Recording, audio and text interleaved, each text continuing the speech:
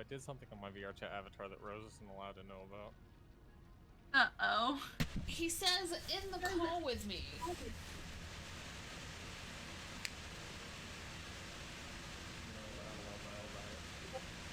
Is it what we talked about earlier? It might have been something from yesterday, yeah. Okay. Oh, That she got a full-on panty shot of you? Sure did. Hey, that avatar looks really good. I mean, it took me like, honestly, more than 20 seconds to understand what that photo was. Like, what in the fuck am I looking at? I'm glad you didn't know my avatar's panties at first sight. I appreciate that. I mean, So general black panties, there's nothing special. That's true, but it's the same black panties on all of them. yeah, 'cause at first I'm like, looking at it like, is that an avatar? Like, some weird looking alien? And then it's like, is he wearing a headband? Or is that an eye? No, it can't be an eye. Is that coronavirus? Like, what the fuck am I looking at? No, I'm not showing you. Because it's just like, sorry, the textures on it just threw me off. And then I pulled back and realized, oh, that's those are legs. Save it right now. Okay. I have a beer. Just down a fucking dope burger. Yeah, boy, some D&D. Life is good.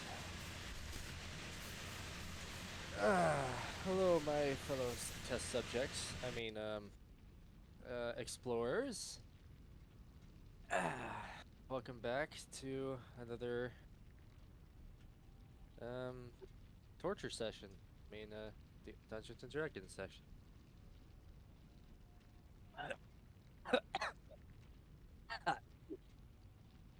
I thought we were the ones supposed to be tortured, not you. Wrong pipe. We're gonna have to schedule it till next week. Our DM has died. Our DM is died. Okay. Let's see. Session 3. All right. Welcome back to this fucking garbage. We all remember where we left off last session? Kinda. Been 2 weeks. Yeah, some idiot fucking lit up the ground with oil because he's dumb. We put it out. Yeah. And then we were heading the night to Zila's house. Atta girl. You can always count on Zila to remember what happened, even though it was, you know, like 2 seconds ago. In their time, but, you know, 2 weeks in it. Stupid joke. Wow. Nope, Got it, no you're good. laughter. No clapping. I Yeah, laughed on that the was- inside. No, I heard it. There was nothing. I said on the inside. You No. can hear it outside. No, I could feel it.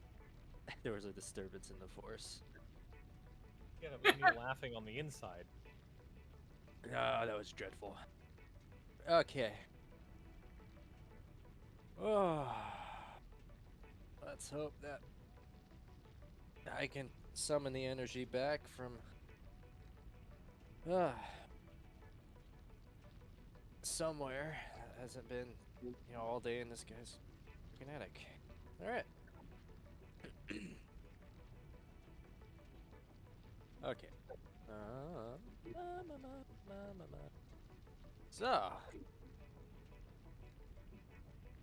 let's just do a quick itsy bitsy time skip. You guys all follow Simon and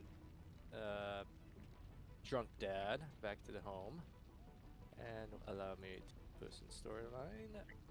Zilo's wonderful little home. Some here. Let's see. Uploads, pictures, saved pictures, Save picture. D&D. That one. That one. That one. That one. Oh, and I have to. Wait, let's see. Oh. Here was house. Post.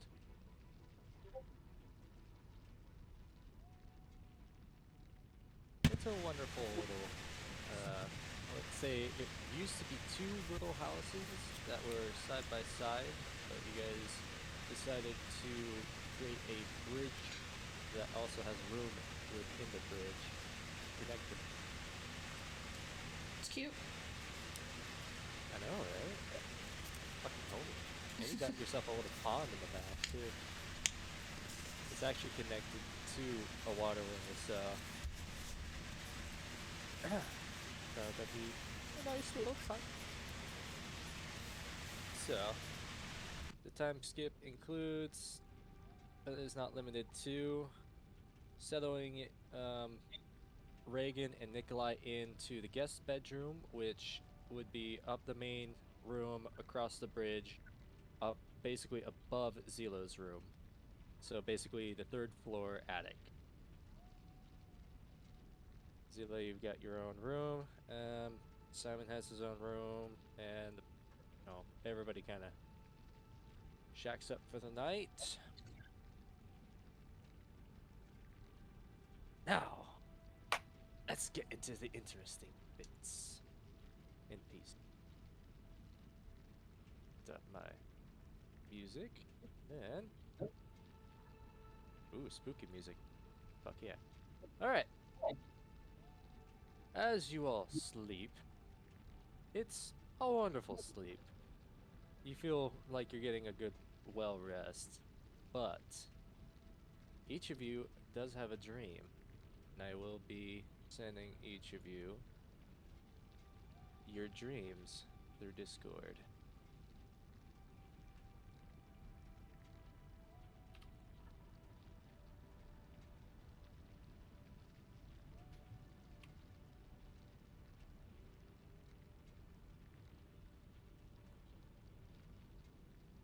Okay, I just did Zilla's.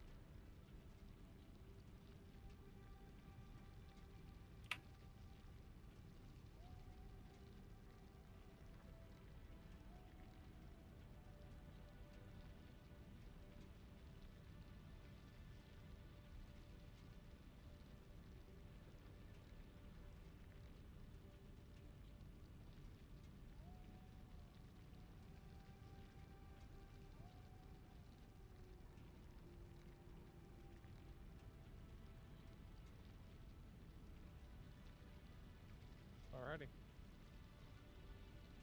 Alrighty, everybody read their dreams? Yep. I didn't read it, I dreamt it. What are you talking about? Well, fuck, you know what I mean. Read, dreamt, went through. Alright, and I am going to have, let's see, roll for it.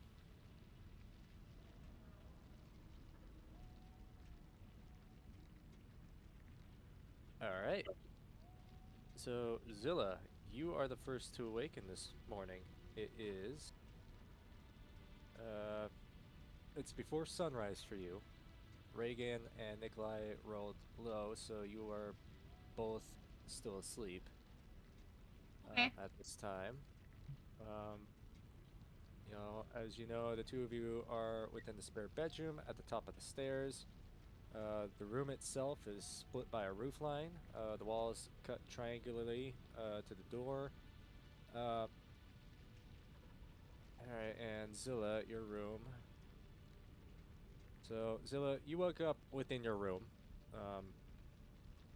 Is there anything in your room of interest? You can, decorate your room how you please. Oh god. I didn't think of a room decoration. I mean, if you want to disclose what your room looks like, or you just be like, that's my fucking room, I don't give a shit. I got my shit, and I got my other shit. Yeah, I feel like that's pretty much how it is. I mean, if anyone was to peek in, they'd probably just see, like, kind of like a sheer opaque. I don't know, sheer opaque. That's not a thing. A semi-transparent curtain covering to see the bedway, and then like a desk with like scraps of paper and really probably horrible handwriting notes.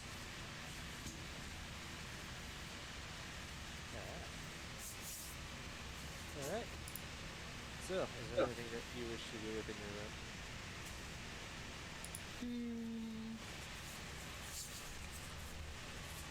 Not really. She'd probably change and then, like, try to be as quiet as possible with other people sleeping.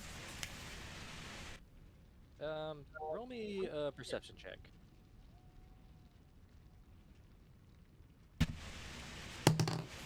10. 10? Perception. 15. So, before you even open up the door after you've dressed yourself, you do get a nice waft of breakfast cooking. And it's a little strange for it to be cooked, this early for you. But yeah, if you wish to leave your room. Yeah. Alright, so you open up your door, it opens up into the bridge walkway over the pond. As you walk halfway in between, basically over, attached to this bridge, is Alex's room. Still undisturbed since you last rummaged through it, looking for clues on where he might have gone.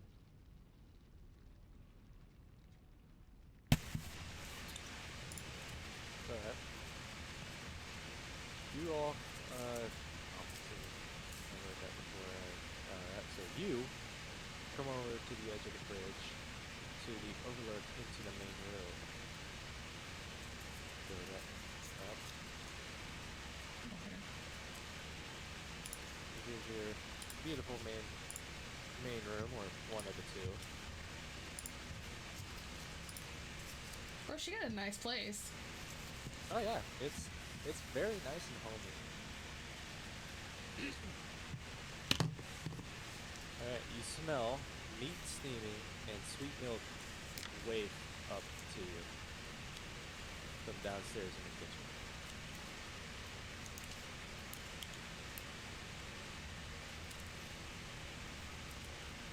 Well, I definitely want to investigate that.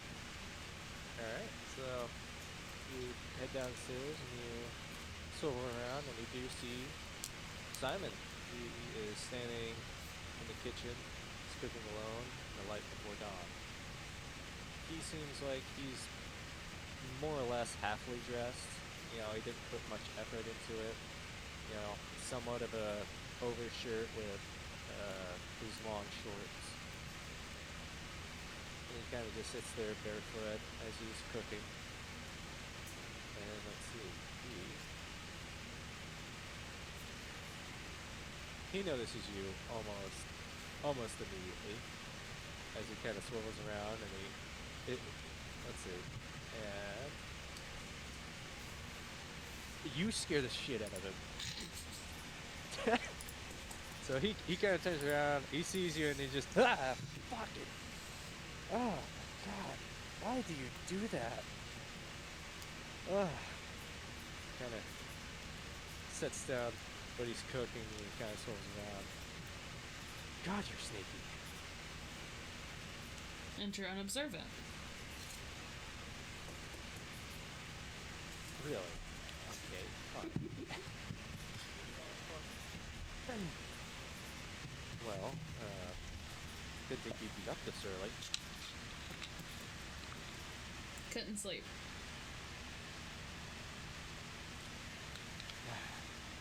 Hey there. Dan leans back.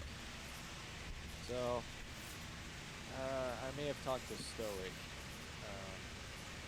We're giving Dad a ban until Alex is found. No more alcohol. You should have done that before, not now. I should have done that before. You're right as always. Because of course you're right as always.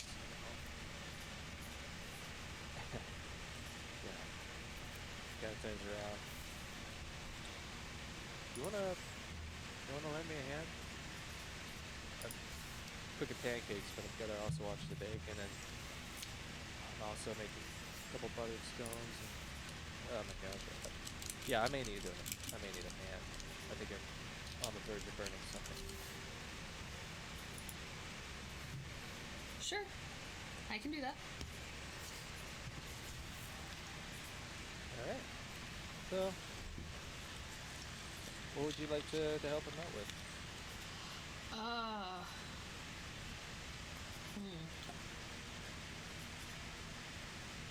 Let's go with bacon. Can't trust a man to make good bacon. Oh, I see. Right. Oh. I'll just wait for the scones to be done and just cook these eggs. Did you want your eggs over easy like you always do, or scrambled this time? Over easy, of course. Awesome. This reminds me of when the three of us were young, making breakfast for Mom and Dad. You remember that? Yeah, when we were little and could just barely reach. I remember you tripped up the syrup for the pancakes all over Mom and Dad's bed. Oh. It was only sticky for a while. Oh, sticky. You smelled like syrup for 4 whole days. At least then I couldn't sneak up behind you. Yeah. I can hear you coming. Sticky feet to the floor. Gosh.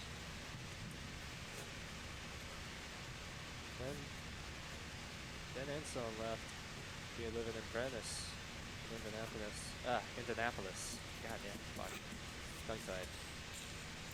Then Anselm left to be a living apprentice in Indianapolis. It was just the 2 of us. So, really quiet here. Way too quiet.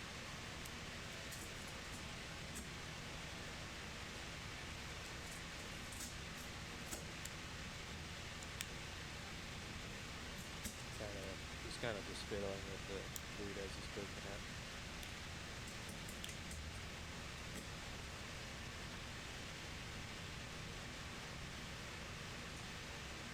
Damn, that got deep.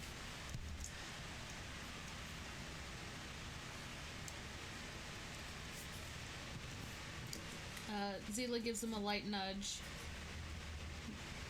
We'll get Alex back, and I'm sure it'll be quite rowdy again. Do want to be rowdy again. Seriously.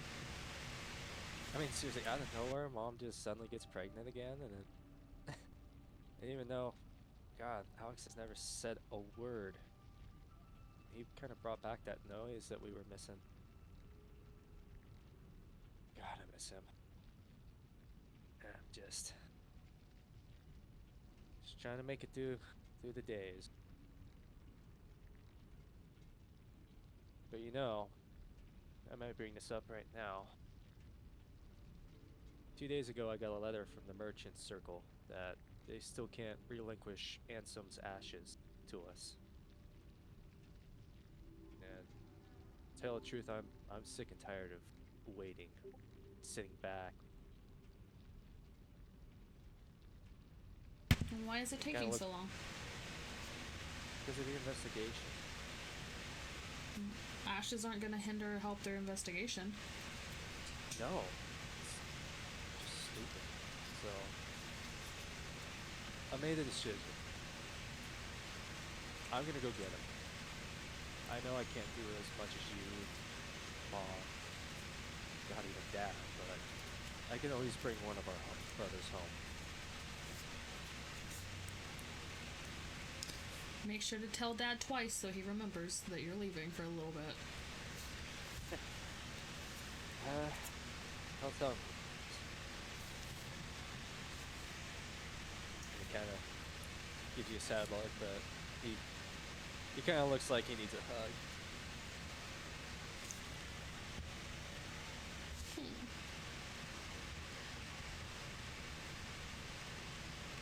And now we shall move up to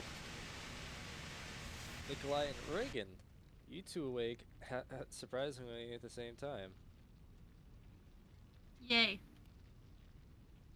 Your rooms were separated by a sheet going down the middle of the truss. So, Back You in the wake hospital into the room rooms. again. no, you got a nice comfy bed. Well, Reagan does. You've got more of the hand-me-down, like third bed that, has been jumped on by children many, many times, and maybe has a broken leg. It kind of wiggles and shuffles a little too much. Just missing all the pillows. Oh my lord, it Yep. was totally someone's bed. So yes, it's you waken.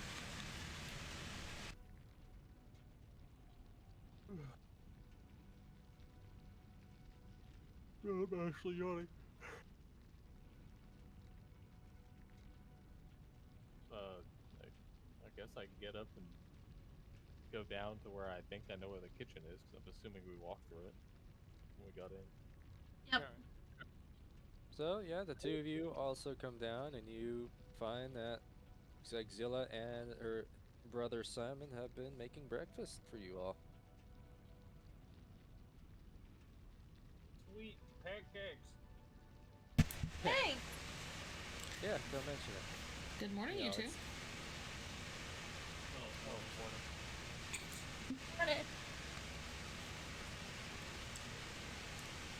So you two are joining with my sister, huh? I don't think I Yeah. actually caught your names. Name's Reagan. And I'm Nikolai. Nikolai. That's a strange fucking name. Anyway.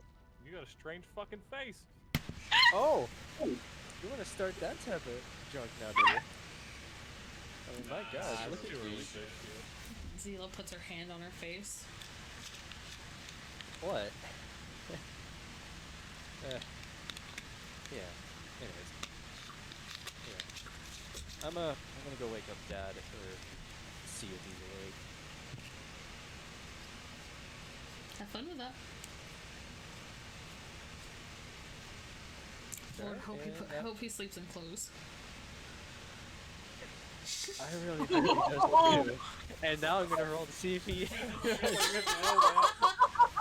Oh! Oh no! Oh no! You don't want your dad to sleep in clothes. Let's be honest. You think he's a hunk.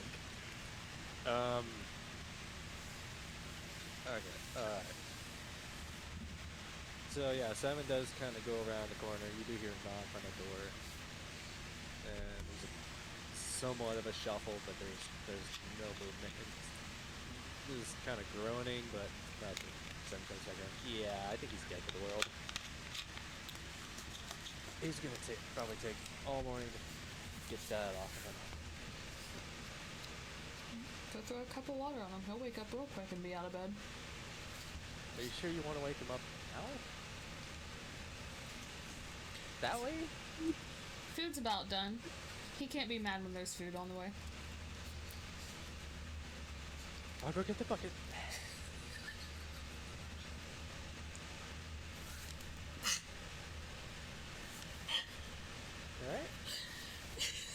Alright.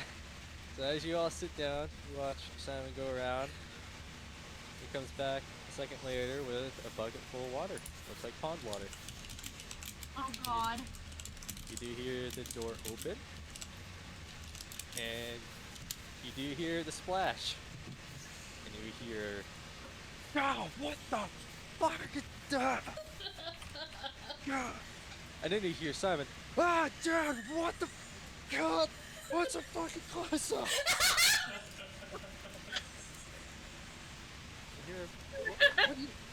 What do you mean you came in here?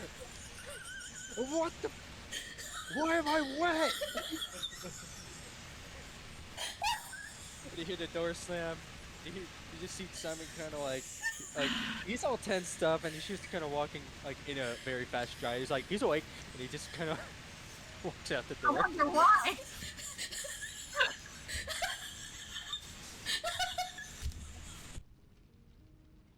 Oh man, I love the dice. I think never Rose is lie. dead. I love what Yeah, the dice Rose do is for dead. me these days. Because it's just like, okay, would this happen or would it not? Is he awake? No, he's not. Will it wake him up? Yes, it does. Is he naked? Yes, he is. Oh God. Oh my god, I love it.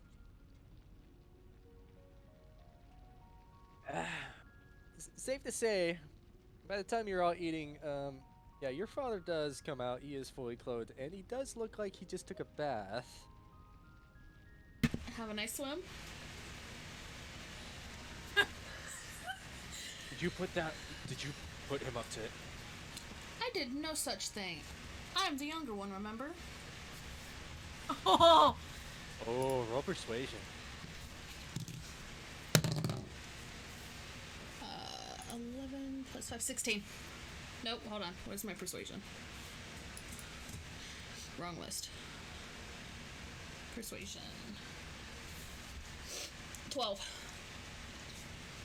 He kind of looks at you for a minute. He gives you the dad stare, and he kind of eases up just a little bit.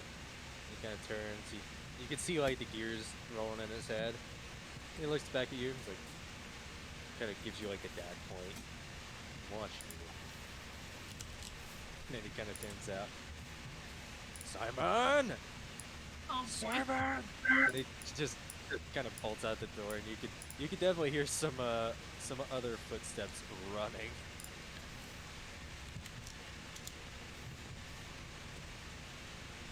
What am I doing? At least it wasn't served. Let's see. Oh! Alright, so like a few moments later, you do see Simon actually come around. It seems like he actually went around the pond, went to the other side of the house, up over the bridge, and he came back downstairs. And he's kind of out of breath a little bit. Have a nice morning run. Oh yeah, yeah.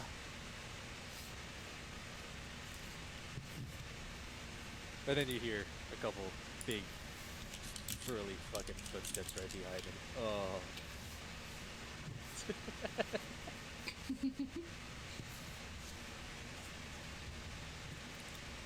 Oh fuck. Oh my god, I love. God, why is this? Have fun. So, you see Simon kind of turn around, and your father walks back in, and this time he has a bucket of water. Or what we assume is water. And he tries to splash his son with it. He does miss. Oh no. Oh, No, it doesn't. He splashes it. It kind of goes over the floor. Dad, I'm sorry. It was Zilla's idea. I swear to God. And it's, Takes bite of bacon. He- Oh, so it's Zilla's fault. I was making Your bacon. sister again. I was the... You're a rat! Gestures to the table. Breakfast is served.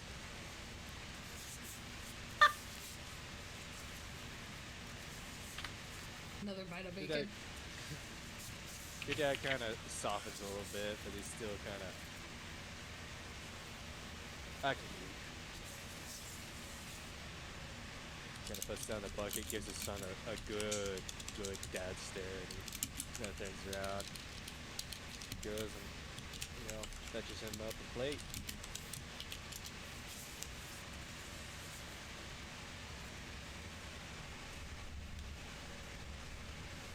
Gives a smirk at Simon. Turns back towards Dad. So how's your morning? Wet. At least it wasn't sticky. He kind of like, you can see like everything kind of come out of him. Like he just kind of stands back and just like marvels at that for a second. God, you're my daughter.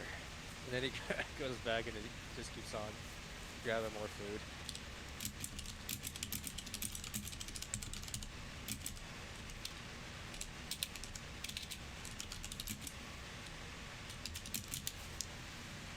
About that time, you do hear a knock at the door.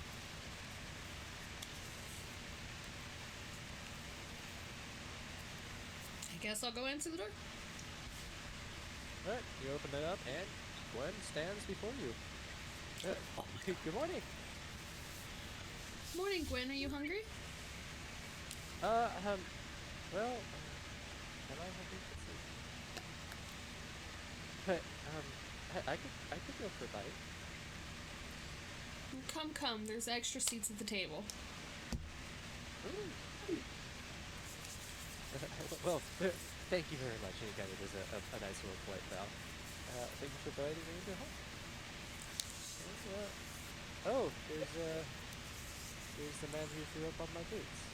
Oh wait, no, on Simon's boots.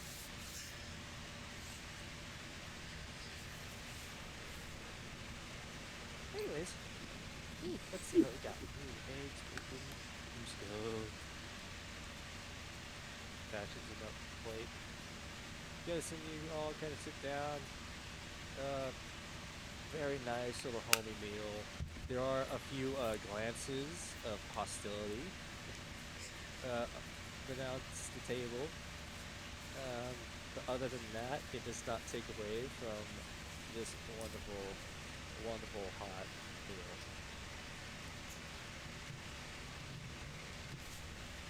And after you're done,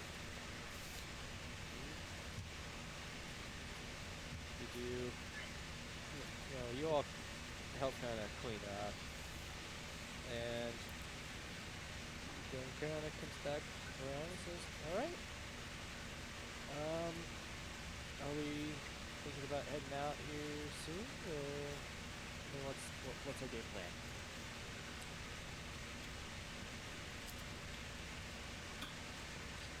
Zila looks to the others. Well, I'm quite rested if the other two are.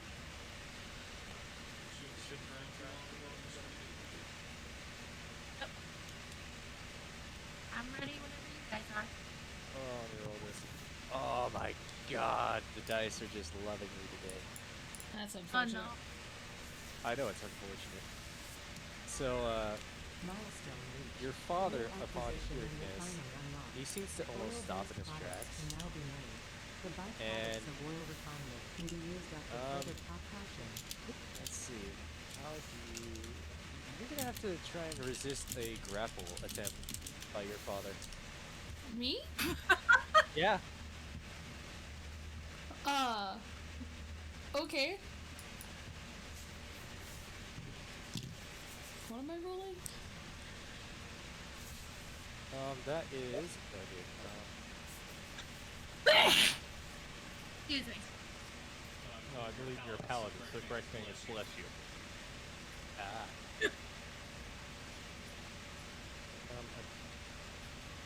let's see, I may be wrong.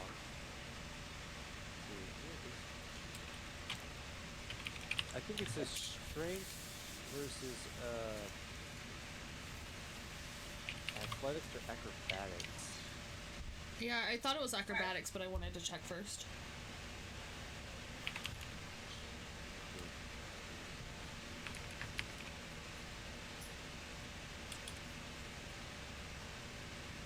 Yeah, it's acrobatics. Okay. 18. Okay, so as instinct kind of kicks in, you immediately duck out of the way of your dad trying to give you one of his grand old dad bear hugs. No, no, you come here, you come here, you come here. He's gonna attempt it again. Oh god. 11. You barely get out of the way in time as he tries to, again to swoop you up. No. You're coming here. You're coming here, girl.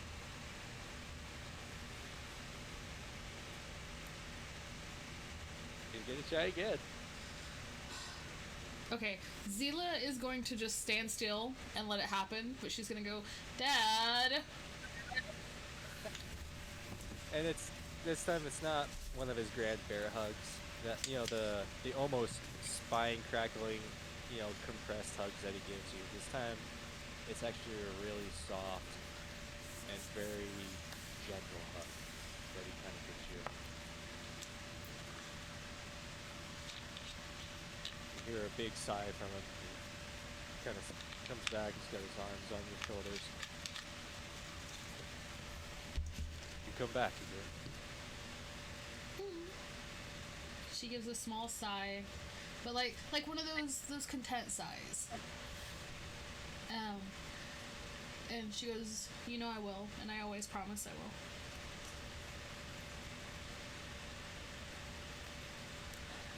Try it again.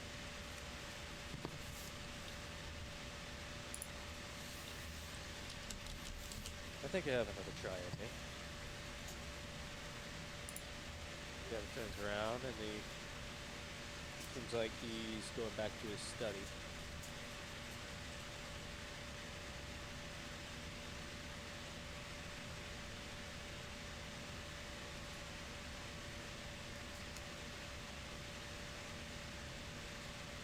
So, is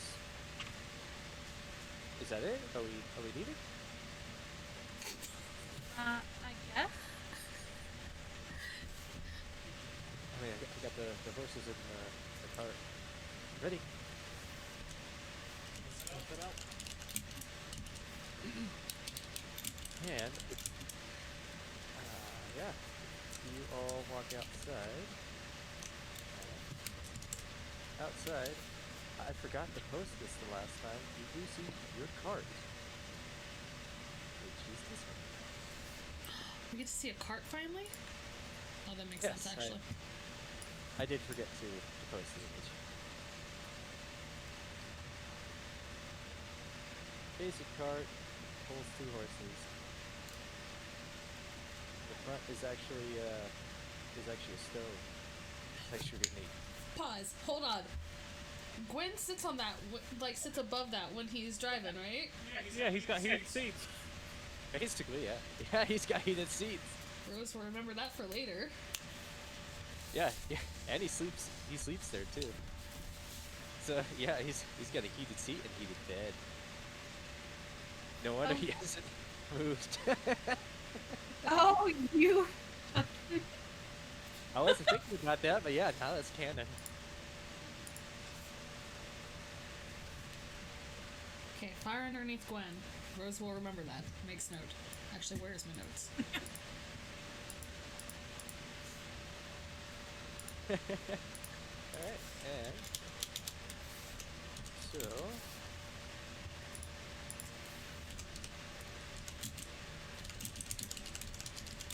as you're all pretty much hopping into the cart, both Simon and God, what is this? Well, your dad, they both walk out together. and you see Dad kind of swivel around, and he locks the door to the house, and you know he pulls back around. He's actually fully dressed for once, and he's got both his suitcase on his right hand and his big travel pack on with him. And along with that, Simon also looks like he has prepared himself for a journey of sorts. They both kind of look up at you and like, well, we're off as well. Well, I'm gonna accompany him for a little bit, but you know, I think I'm gonna deserve myself a little bit. I think I deserve another shot. You know, asking around the merchants, trying to find Alex.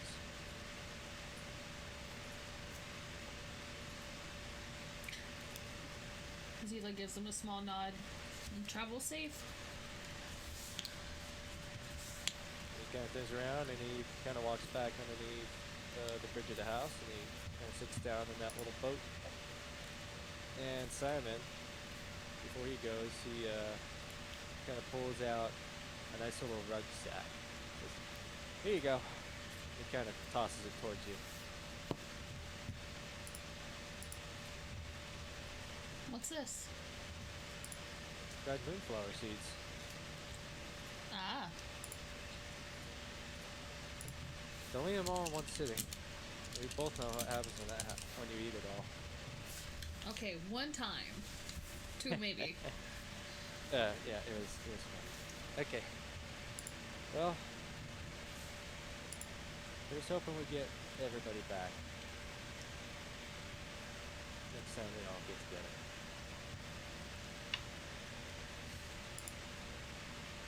Gives you a kind smile and he turns around, accompanies his dad in the boat, and they start sailing back through the water canals.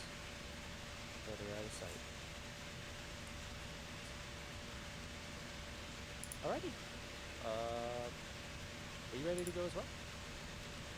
I think so. Alright. Ready. Set out. Alright, so you guys all shift as the cart moves forwards, and you start moving forward. And now I'm going to do maybe one or two little bitty card scripts. And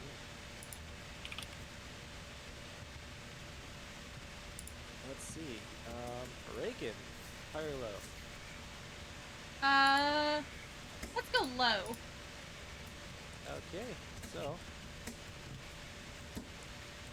you all start journeying from Chattanooga over to Tallahassee, which is a small naval town. It's basically both a river trade route and the main sea trade route. But it's a nice, big, booming, basically dock town, if that makes sense. So you follow the main river route. There's also a road on the side of it.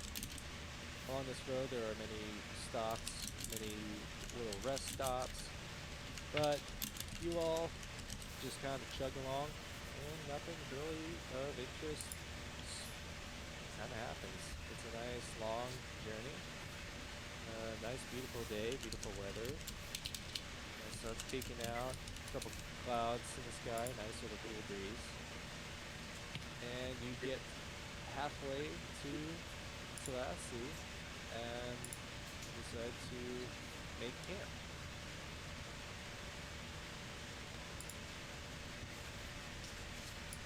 So Glenn kind of pulls over and he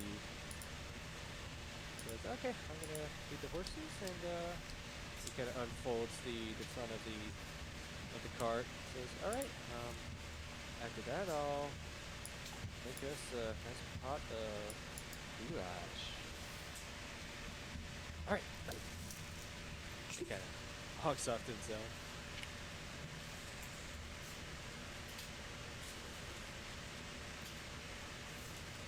Is there anything that you wish to do during this little rest stop?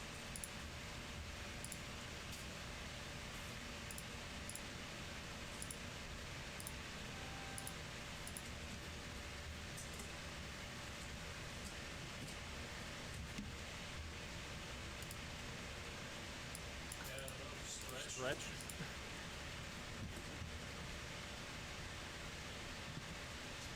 Walk around, kind of like take in the area. All right, so you do walk around. It's a nice little. It's actually a little bit bigger of a campsite than you initially thought it was. You've been here about 7 or 8 times before, and most of the times you've been in one of the inns, but you've never been on the actual campgrounds. And it's actually a nice, lovely, wide open park. And in the distance, you do see, 2 or 3 other campers and their nice little carts. Some of them just on horseback. Some of them have actual, like, almost 2-story campers. It is mind-boggling that any animal would ever be able to pull something like that. There's a nice little stream that kind of comes through, and I'd say about this point it's about 9 o'clock, 10 o'clock-ish, and roll perception. All of us, or just me? Just you. Oh Lord. 17. Oh, damn. What? Alright.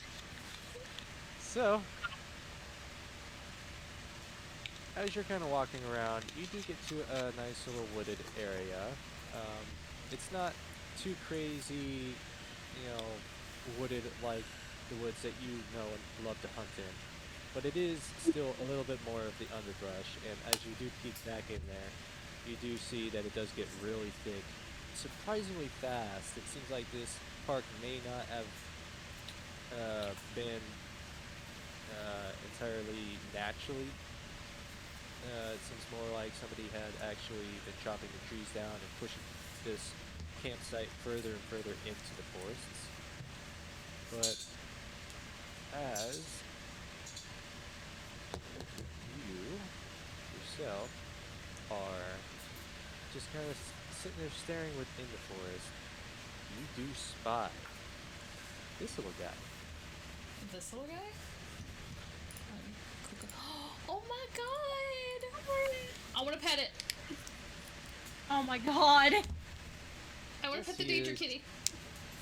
Yep, he is sitting above on a branch, and he does not see you at the moment. He seems to be kind of grooming himself on this nice little log. Oh, hold on. What am I? Hold on. What are my spells? What are my spells? Hold on.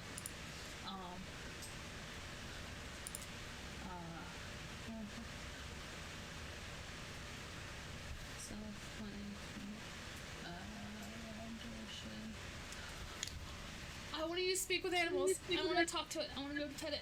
I want to pet the danger kitty. Oh dear lord. So you wish to approach? I first wish to cast Speak with Animals. It may. is 10 minutes.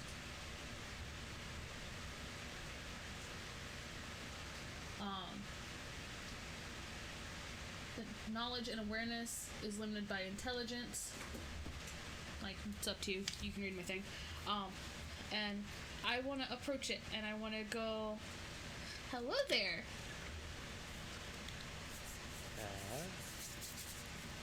Okay. You startle the crap out of this little guy as he's sitting there grooming himself, and within your mind, you do hear him both scream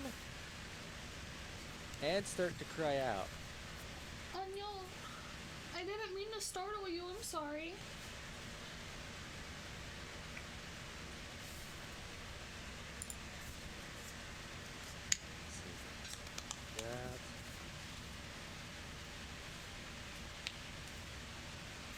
So he seems very, very freaked out by you, and he does kind of jump back. He jumps down off the log, and it seems like he hides underneath the log for a moment. He's still crying out. She doesn't try to get any closer yet.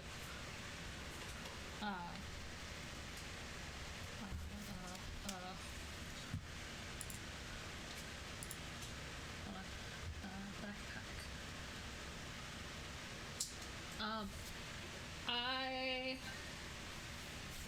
I want to like crouch down a little bit to get more on his level, and just try to talk to him and be like, I'm sorry, I didn't mean to scare you. I won't get any closer. Are you hungry? Are you okay?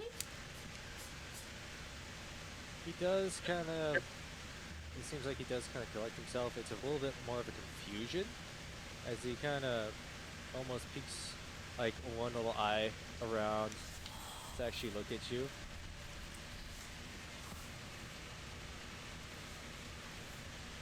Food?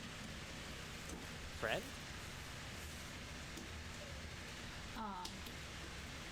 Zila nods her head slightly. Friend! And she reaches towards, or in her little satchel bag thing that she wears. What the fuck is that called? Like a cross bag?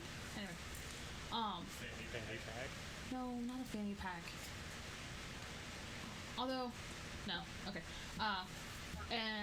And she pulls out, I guess what would technically be like one of her rations of food. So like jerky or some sort of like salted meat, cured meat, whatever. And I want to offer it to him.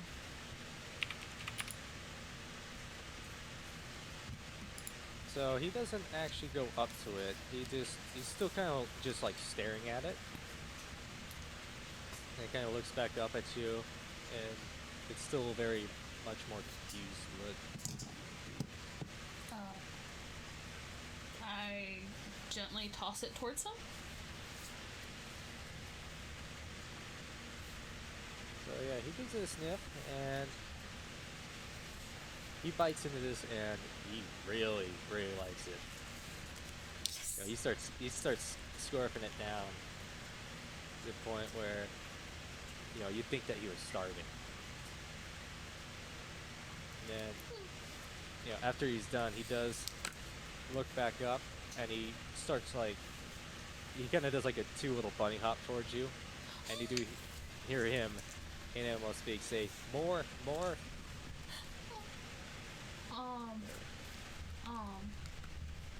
Oh, how much do I have in my bag? I wanna check my bag to see if I have more. All right, you may.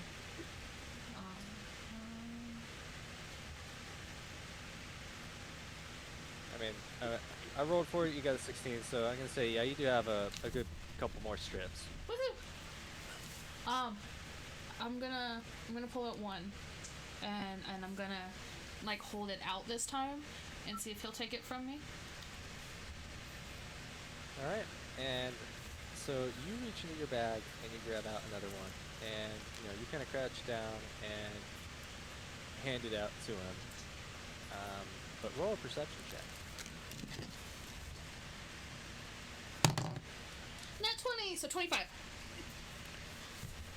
Yeah, out of the corner of your eye, Hold you on. do see a shuffle, and it is very much your keen hunter's instinct that, oh shit, you may be being hunted at the moment as another larger danger, leopard kitty. comes out.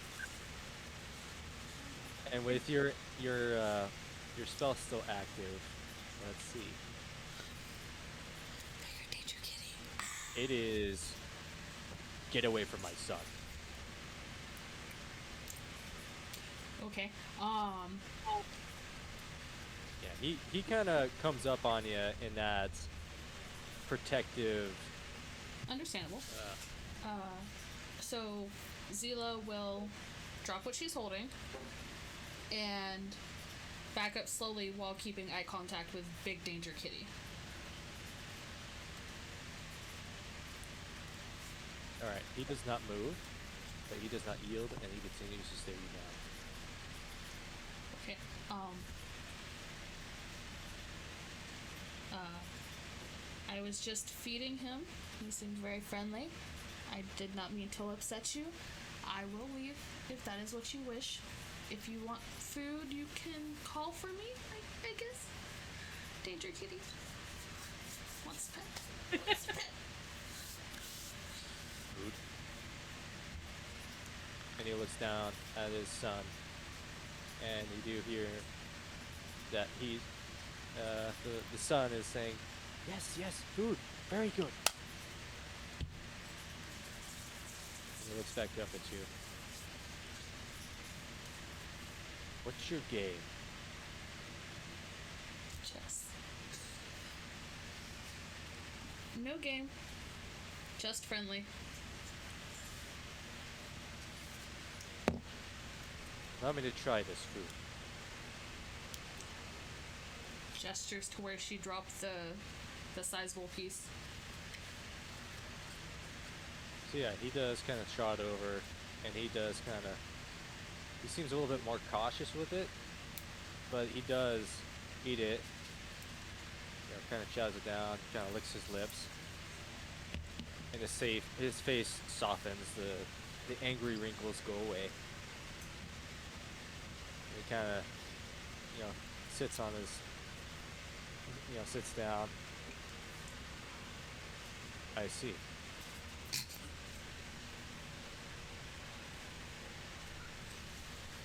Good food. Good human? I try to be.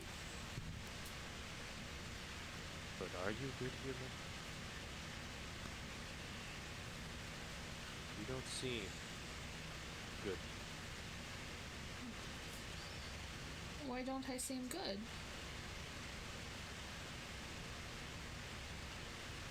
Something about you smells different than other humans.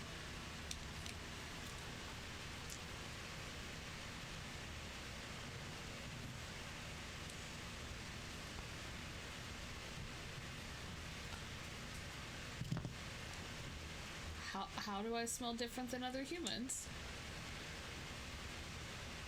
It's different.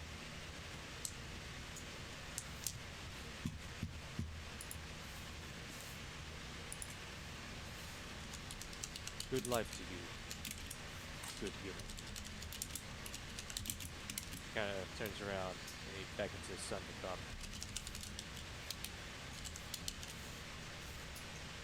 Son kind of gives you a nice little, somewhat of a nod, and he turns around, starts kind of bouncing around.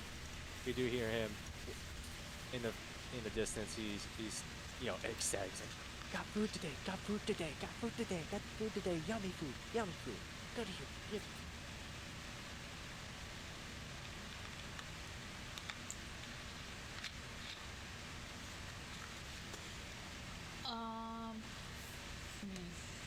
Okay, so she's gonna reach into her satchel and pull out the rest of whatever she had and toss it in there for them or whatever before she backs out herself.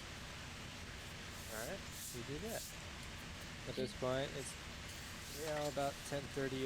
You come back. Gwen has been cleaning up dinner, it seems. He kind of turns around. Oh, you're back with your wok. I did save you a plate. It's still warm. I put some foil over it for you. He kind of hands you a bowl. So did you have a fun walk? Oh yes, I always enjoy getting to see the sights, she says, with a very, an almost happier smile. Oh. I love traveling too. It's very nice.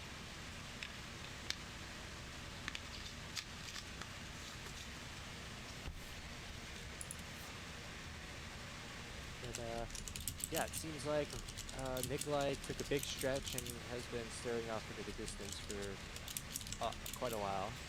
And Reagan, I haven't seen her around. I don't know where she ran off to. Shall we round him up and go to bed? Try and get an early morning? I think that would be a wise idea. Alrighty. About 10:30. What are you two doing?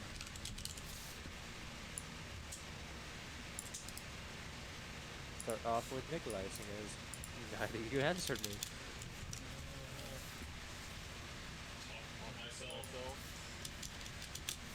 Is that something sorcerers commonly do? Are you building a Gundam?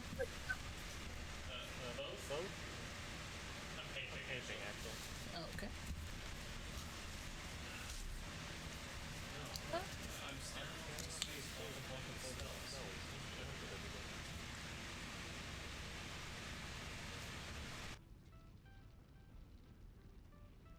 Alright, Reagan? I actually. Are you sitting in the cart? Am I? Or Me, no. him? Yeah. No. Okay. I'll be in the cart meditating because I haven't done that in a while.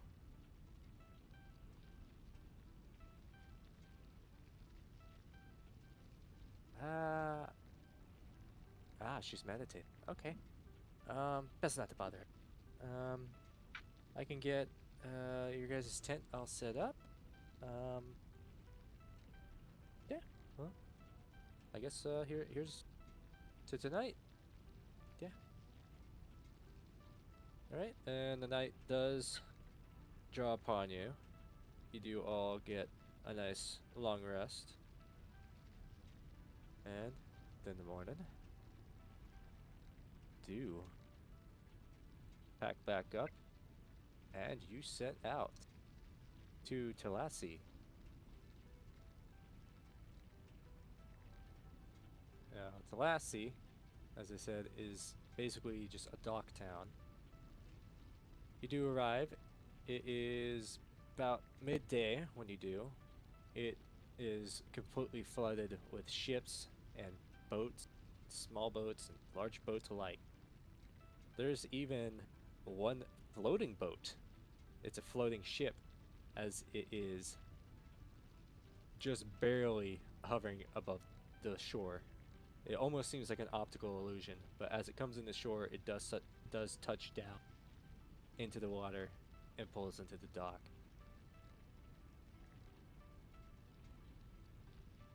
Other than that, it is quite a busy little port here. I mean, the streets are very wide. The streets are made of cobblestone. So there's a lot of people, almost New York level congestion here. Just people walking every which way. But yeah, as you arrive, Gwen turns around. You wanna stay here, or we've got another half day. We could make another about halfway to Savannah. I hate people. There's one vote for not staying. You too? Hold on, Rose is peeing. Very, very polite way of putting that. Okay. She's got her headset on so she could hear it, but she can't reply because she's in the bathroom. Reagan? I'm for continuing on. Are you for continuing or staying? She's fine continuing. Alrighty. So besides like a 30-minute stop to let the horses rest and drink and eat, Gwen does come back with some nice little sandwiches from a stall that was nearby. They're, nothing too crazy special, but, a slice of meat with some lettuce and what seems to be, a sweet yellow sauce on it.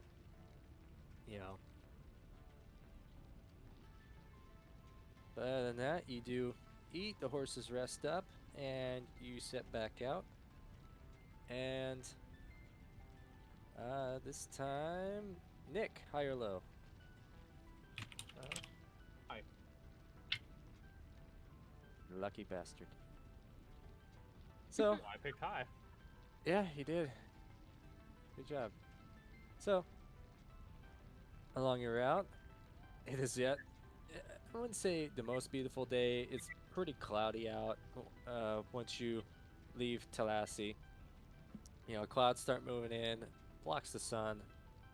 You know, does get a little bit colder. There's a nice ocean breeze coming in from the east. You know, it's a little bit of a chill, you know, almost to the point where you think about maybe putting on, you know, something with some longer sleeves, but other than that, you feel like you could kind of tough it out. And about 9 o'clock, you do come into a rest stop along the road, and it's almost like a beach. You come in, it's nice white sandy beach, and you pull in. And there are about 7 or 8 other little campers. But you pull in, and Gwen hops out. He starts tending to the horses. You know, is there anything that you would like to do at the moment?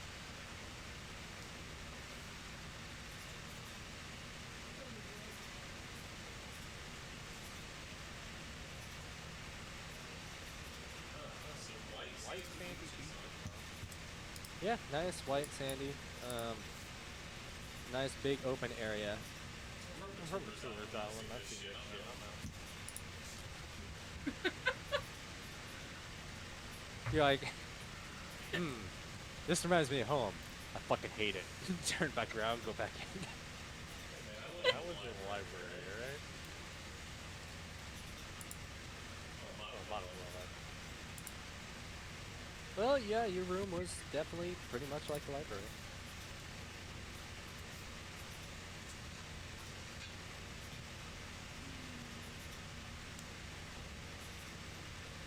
So let's say it's about, you know, 7:30-ish.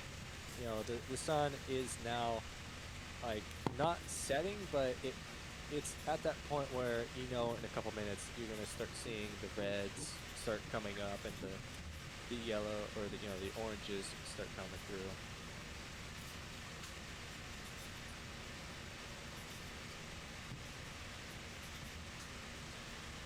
Well, fuck, if we're taking a break, I want to go sit on the beach and watch the sunset. All right. I'll be doing I see a mock off.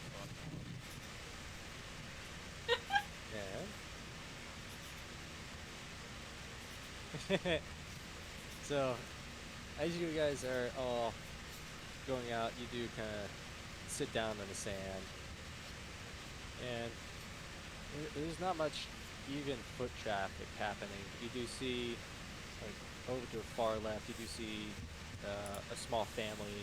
Seems like they're having a nice little vacation. They're tossing around what seems to be a ball that they're both, you know, punting up in the air and kicking to the sand.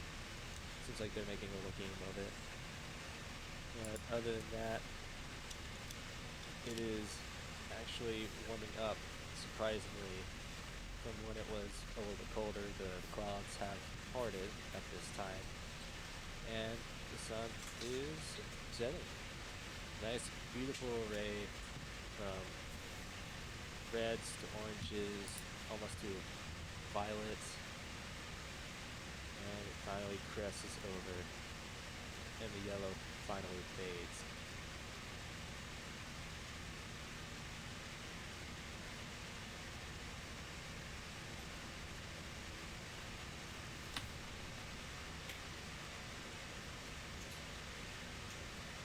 Pretty.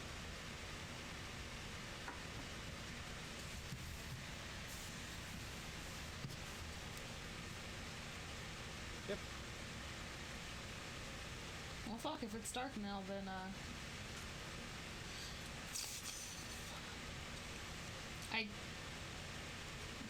Sela stands up, looks towards Reagan, and says, well, we should probably head back and check on the boys. Or knows Nikolai's probably annoying Gwen. Oh, did you? I didn't hear that. Okay, never mind then. Still stands up, Yeah. still looks at Reagan, still goes, well, we should probably head back. Keep Gwen company for the night. I think I'll stay out for a bit longer.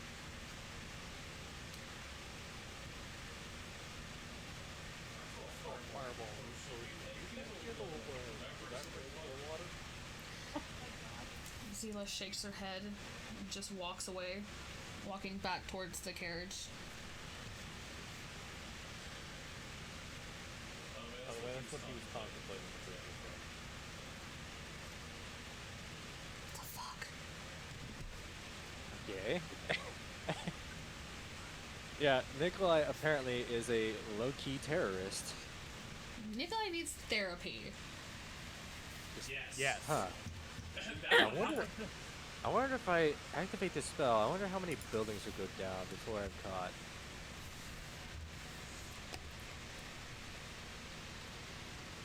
I was thinking, I wonder if I could make these buildings fall like dominoes.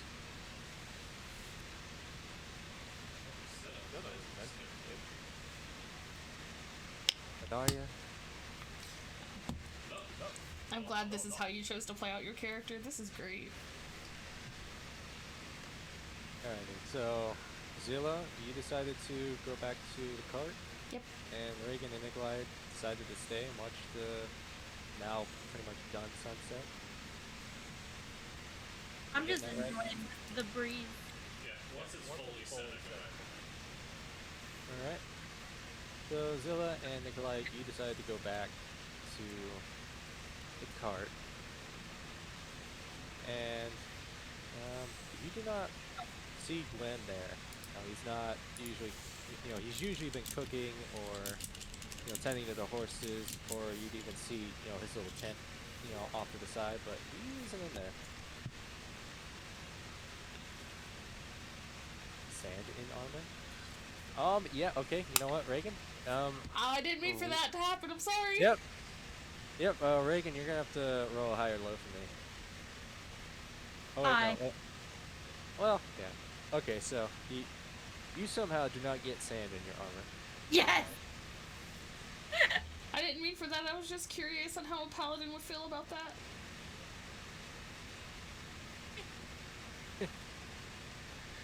Yeah, so, Reagan, you stand up and you're like, fuck yeah, I didn't even get even any sand in my armor. And you're kind of like full on proud of yourself. Hell yeah. But Reagan, do me a perception check now.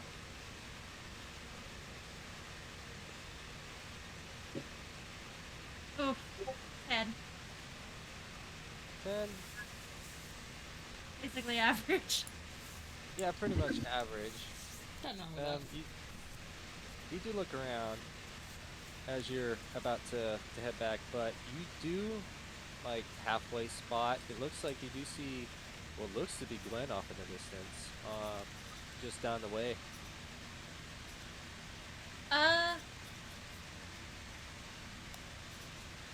What is he standing there, or? Yep, he's kind of both standing off to, like, even further down of any of the other carts. He's almost like on this little mound that's above where the beach is. So like where the grass kind of, or the grass and dirt kind of meet the sand. He's kind of perched up on that. He's kind of sitting crisscross applesauce, and he's just kind of just staring out to the water. It's Gwen's happy time.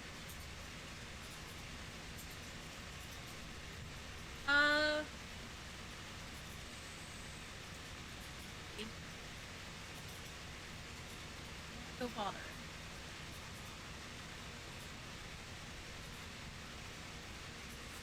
Yeah, why not?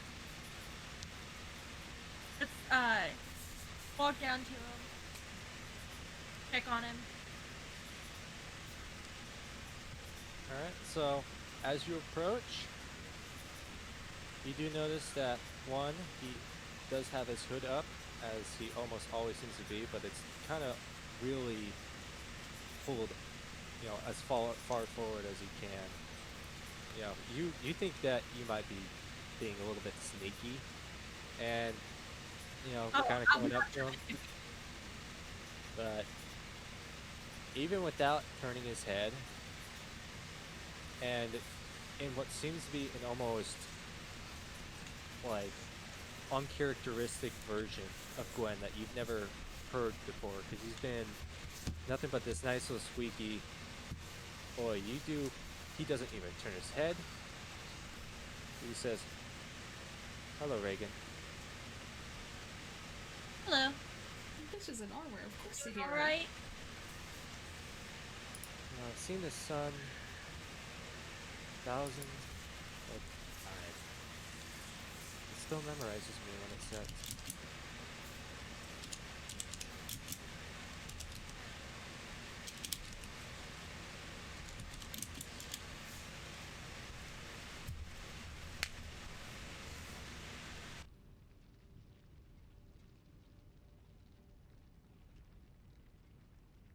Reagan, do you have a home that you could go back to? Sorry, odd question. You don't have to answer if you don't feel comfortable. Not really.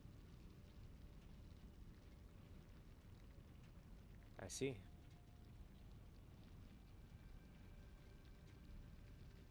What about you?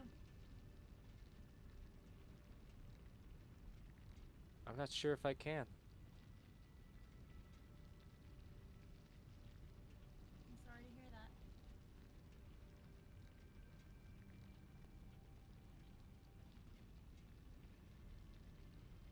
And he kind of sits up and, yeah, sorry, so sorry about that.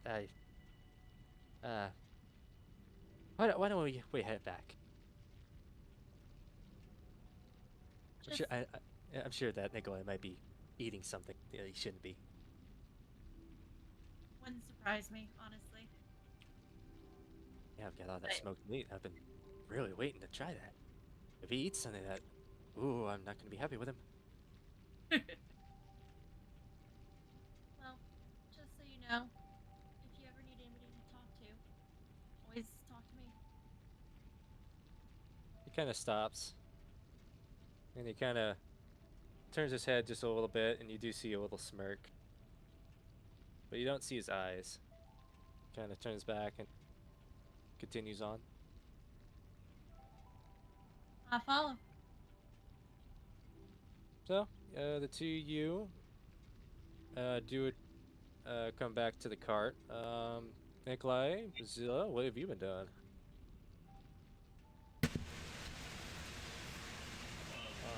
Rummaging through food. Oh, Ignoring him. Nikolai, you better not have touched that smoked meat I was hoping to start making for tomorrow's breakfast. Please make him roll. I'm gonna make you roll to see if you did. Hello. Or just admit that you did or didn't.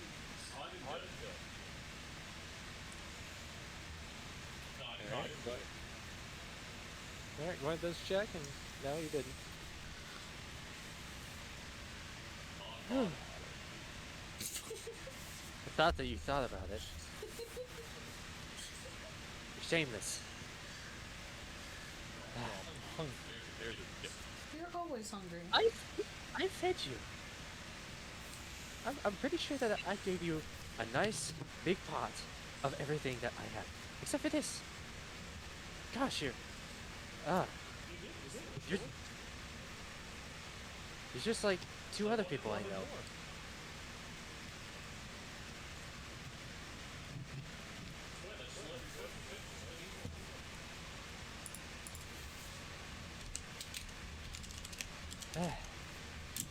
Alright. I guess I might need to put on some sort of dessert after dinner. Get you appetite. Get an appetite of a boar just like Boris. Damn near Mildred. We'll do half our earnings just feeding that woman. You see him kind of like writing down notes. Okay. Good night, everybody. And he He like in almost 2 seconds puts up his tent and just immediately goes in. Just done.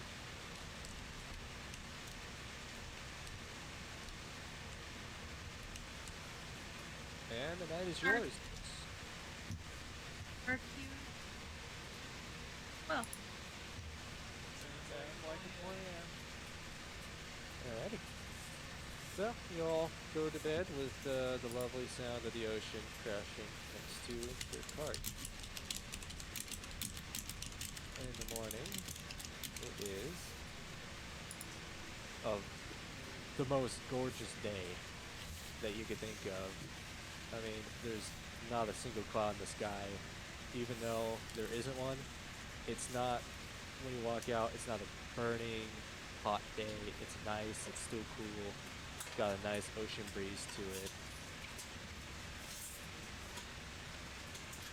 And, oh my gosh, it is actually just so perfect that in the morning you do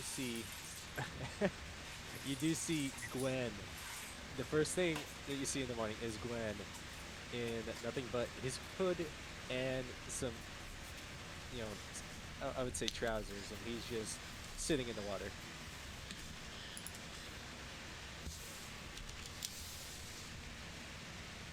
okay.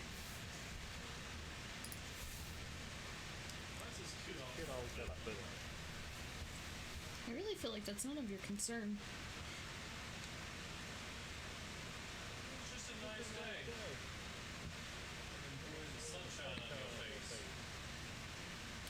You can be on his face without being on his head.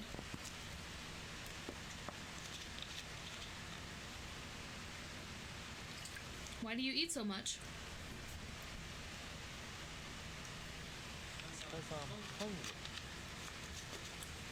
And he's comfortable. Now shush your face.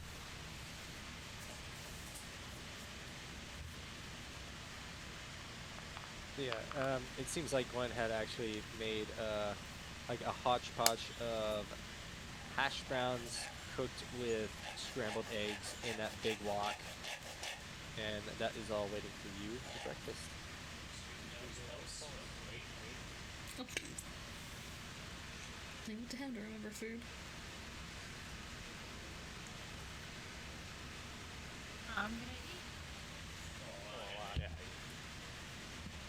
So about halfway through the meal, Gwen does come back. He kind of dries himself off, and oh yeah, and he kind of jumps in the cart, comes back out. It looks like he sliced off a good bit of the meat for each of you.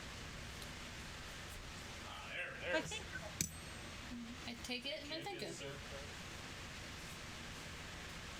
All of you do a perception check.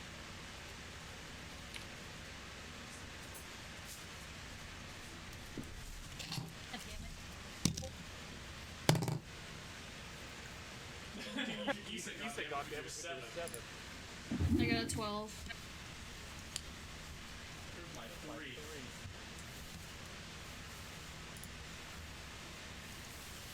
Alright. So, Zilla and Reagan, you notice this, Nikolai, of course you don't. As Gwen hands you the meat, you two notice instinctively, like, you can kind of tell that you guys got bigger portions of the smoked meat than Nikolai did.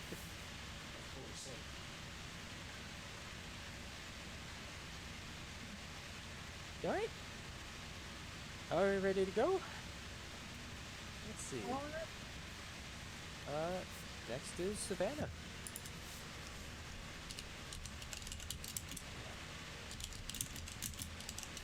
Alright, so you all pack up and head out to Savannah. Now, let's see. So Savannah, Zilla would notice. So there's kind of a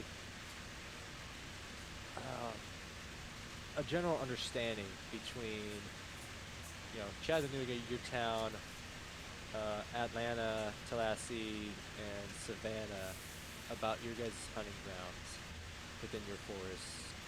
And you do know that Savannah actually takes the forest that is west and west of them and south of Chattanooga, and that's basically labeled their forest. Okay.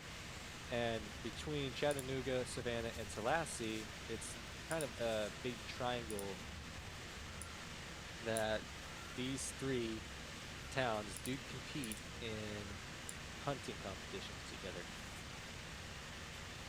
So, and plus, Zilla, you've been here at least 5 or 6 times. This has probably been the furthest out this direction that you've gone. So, Okay. just to let you know that.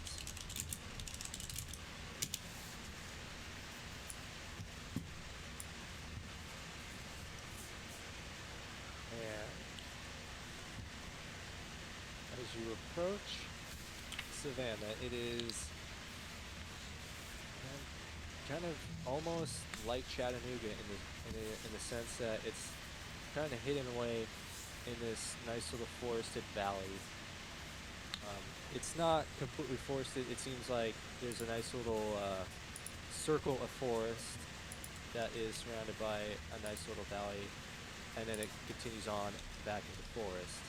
But it seems like they decided to make this little circle of the forest into their little village or town, I guess.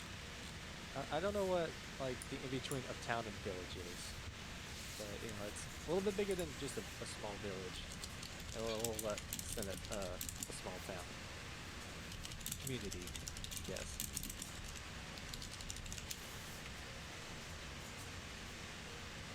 But still nothing too fancy. Let's see. At this time, it is about midday. You all pull in, and Glenn seems to swivel around yet again, and he kind of gives it a, do we want to stay here for the night, or do we want to continue push on? I think we can make it all about halfway to Nolando here. But then we'd have to make the decision on, do we want to continue on the trade route down to Cancun, or do we want to actually go to Orlando and then take the ferry? I believe they're, same distance wise. I mean, the ferry is going to cost you. That road going through Cancun is, I don't think it's ever been in the best of shape. I don't know. That's kind of your guys' choice, but what are you thinking on Savannah?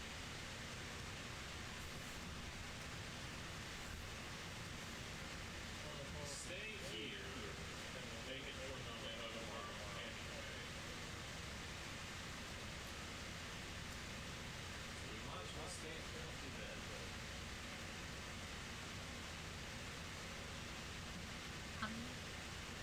I'm down with staying. Yeah, that sounds good to me. Alright. Alright, yeah, I'll find us an inn.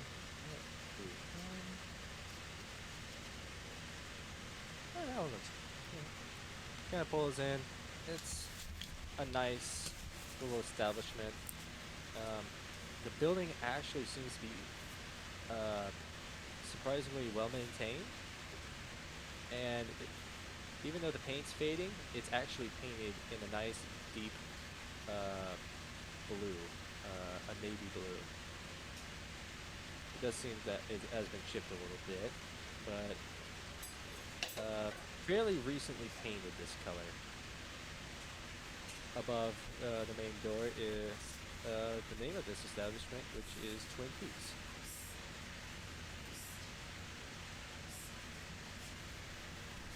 Frank kind of turns around. Yeah, I'll handle the horses and bring the cart around back. I think they have some parking back there.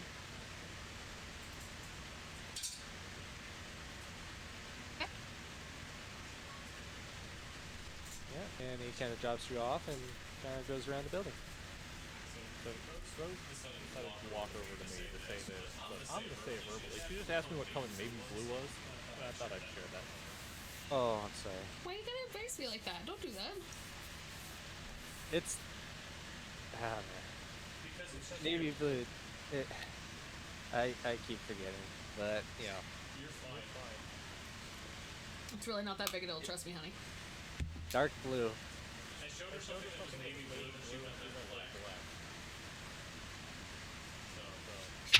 It's Depending really on fun. how dark. So. Yeah, but it's like a very dark color of the sky. I don't know if that helped at all. Now I feel like a jackass. It's fine. Dark color of the sky, so black. So black? So black. It's not a big deal. Don't worry about it. No, I just when she did it, I was like, "That's adorable." I just shared that. So yeah, anyways, you open up the door. And, you know, it doesn't seem too busy at all. There is, it seems like a woman in her mid-50s. She's, you know, a little bit more on the plump side. She's got the crazy, like, almost 50s hair that kind of is curly, but it shoots up above her head, like a foot and out to the sides. It's not like, it's almost like an afro, but it's like just a poofy, almost 50s hairstyle. And she kind of turns around. Oh, hi! What can I do for y'all? I'm sorry? We'd like a night. Ah, room for the night. How many you got, Sugar? Do we want? Did Gwen walk in with us? No. No, he's around back.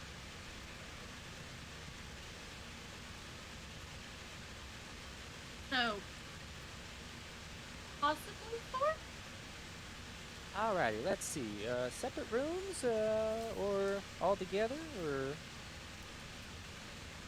Your rooms sound okay to you guys? Sounds good to me. Looks at Reagan. Looks at Nikolai. 2 rooms sounds fantastic. Gwen kind of comes in. Oh, are you together? Are you the fourth one? Yeah, I'm, yeah, with them. Oh, I see. Okay, 2 rooms, 2 boys, 2 girls. Alright. Okay, get 2 keys for you. Alright, that will be 2 silver for each room. You all I just look- in for one night, yeah? Yes. Alrighty. I paid for it. I was 1 silver to pay for my share, so. And yeah. Nah, I already paid it.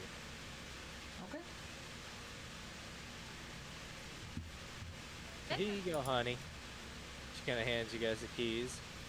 They're just down the hall. Shout if you need anything. Thank you. Thank you. So yeah, you kind of turn, you walk past the little mess hall that they have, and into your guys' rooms. Yeah. more the left. But Okay. yeah, I was imagining Dolly Parton when I made this weird. You know that makes sense, actually. I mean, I'm only like 40 minutes from Dollywood.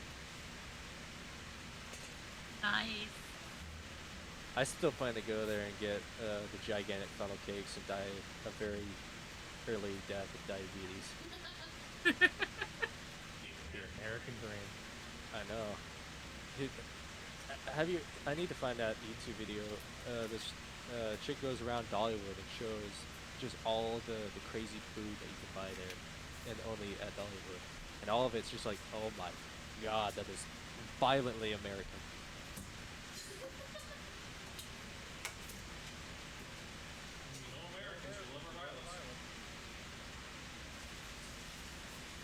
But yeah, you all kind of get settled in, and Zilla, this time it is a high or low for you. Low. Ooh. All right. Uh-oh. That didn't sound good. So you all, Higher low. kind of settle in. The night for you goes pretty smoothly. You know, no bumps in the night, except for the occasional creaking, which you may suspect of knowing what that is, but you know, it's in another room somewhere. You believe it may be on the second floor, but you can ignore that. In the morning, you all step out at whatever times or intervals that you like, but eventually you all meet back up in the mess hall. And it seems at this time it's about 9 o'clock. You guys may have slept in just a little bit, but it seems the main breakfast rush is over, and it seems there's only a couple stragglers left. And as you guys walk in, one man stands out. Find him.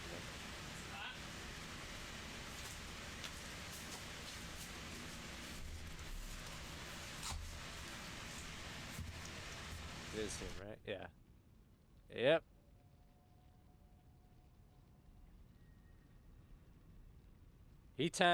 Let's see. Nope. Enter. There we go.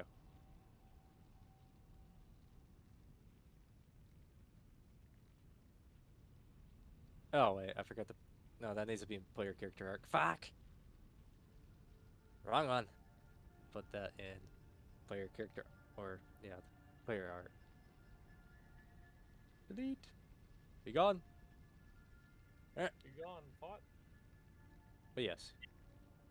You do see this man, and he seems to be serving himself up. It seems to be, you know, you serve yourself here. It's kind of, you know, buffet style eatery here. But Zilla, you know this man almost instinctively, in a way of, I know that guy, but where do I place him? So roll a history check to see if you know who he is.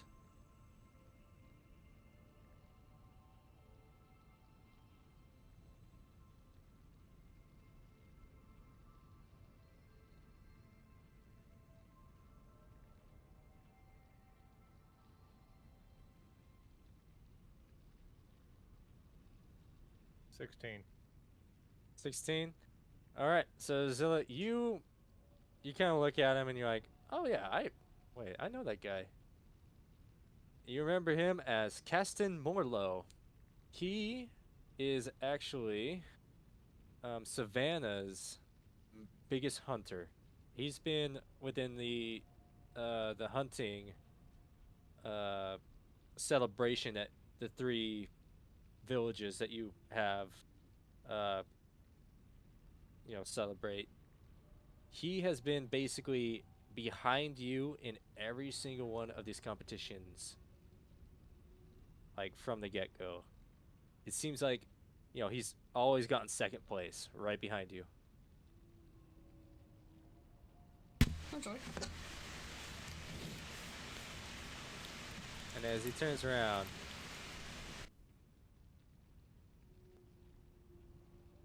he doesn't spot you. He kind of waddles over. He seems to be, you know, pretty much still half asleep. And he kind of sits down and starts gnawing on the bagel.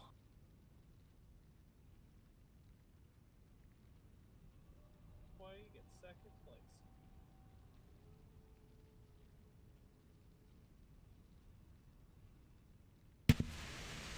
I don't want to approach. Alright. Well, serve yourselves up. There seems to be a whole bunch of random shit to choose from bagels to boxed milk. What?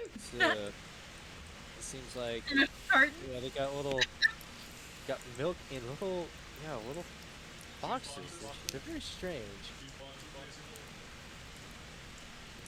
Yep, and then along with that, there seems to be almost in the same type of little carton. There seems to be something labeled yogurt on it. Some oatmeal, and it seems like there was a now empty jug of what seems to be waffle or pancake mix with a skillet with the stove turned off right next to it. Seems like everybody's already made their pancakes and waffles.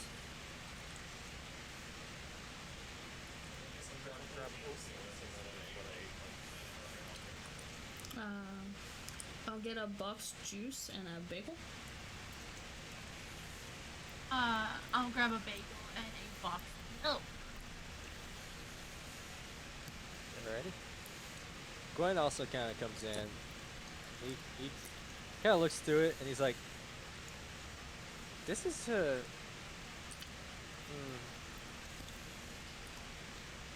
Oh well, it came with the room, and he grabs himself a yogurt. He kind of turns around, sits at a table.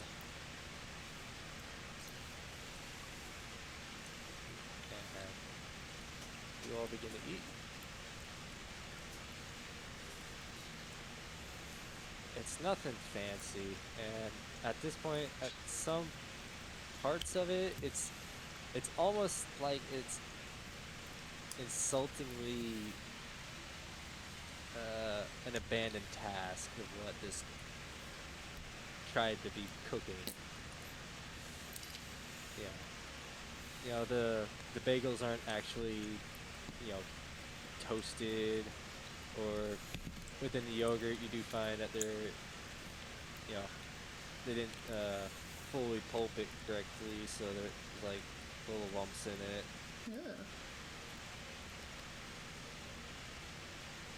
I'm not totally, speaking from experience from the last time I was at a hotel. Oh my god, really? Yeah, it wasn't good. I'm so sorry, dude. One time. Yep. So yeah, I could just imagine you guys all at the table just like, yeah, like you're like pulling up your spoon and your oatmeal is like a little too watery. Dude, I'm hungry. I'm just struggling to eat. Good soup. Yeah, soup. I just grabbed the bagel, so I'm just. Yeah, I think me and Reagan are just gonna power through that crusty ass bagel. No. No, it's not that bad. Yet. Why? But no, Why would you give me that image? because Nick is weird. You haven't figured that out yet? It's like that stock image of somebody with a pair of nail clippers and then shows them clipping off a piece of their tooth. The fuck? Ugh. Anyways, you do notice that the gentleman across, Caston, he does kind of sit back up after his shitty bagel as well. He visibly shows the disdain for it. He kind of, he's not really, he didn't attempt to look, but, he just kind of was looking in your general direction, and he kind of spots you sitting at the table, and he, you can see the slow conclusion come to his head. And he kind of points at you. You? I know you. I've seen you in my life. He's pointing at Zilla. Oh, I still said it. Of course you did. Yeah. He also gives a quick, like, well, I ain't seen you before either, so. But you! Points back to Zilla. Kinda, like, somewhat of a waddle, somewhat of a drunken, sort of sleepy, just half-assed walk toward you. Kinda puts a hand down on the table. I know you. Do I? Do you? Yes, I do. I definitely do. As I roll for it. Are you sure? First place winner, 5 years in a row. 6. How? Hey, we have yet to get to the 6th one. 6. Okay, I might have been sick for one of them, but you. I cannot believe a woman continues to outbest me. Wow. Dude, I seen her fight. I ain't surprised. Oh my god. Did I ask you? Nope, I ain't. Are you sure you want to make those statements? What statements? I'm stating facts. I cannot believe this girl continues to best me. Is it bad that I want to do compel duel on him?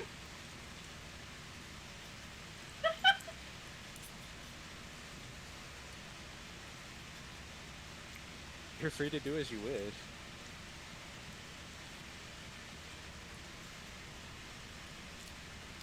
Sips tea at Riggin being insulted for Zila. I'm also just insulted because the women inferior to men That's valid. mindset. But yes, also. Okay, out of character here. Dude is ugly enough to be upset. Let's be honest here. Like, there's probably a high chance Zila has turned him down. No, he has not made any advances of that nature. Aw. He seems the type. No, Did you say sober?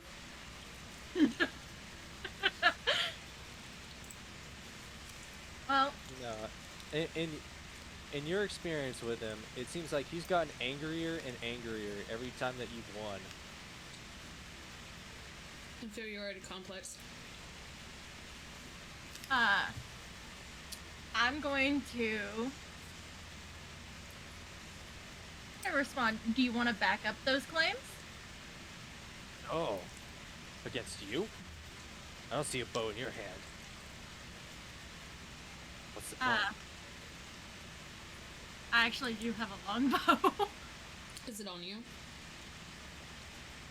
Well, it's with my gear, so. Ah, okay. Well, do you have your gear with you? Is the question. Or did you leave it in the cart or your room? Probably. So, in this particular statement, I'd say, you don't have your bow on hand, but so he does say, I don't see a bow in your hand. Just because I don't have it with me doesn't mean I don't have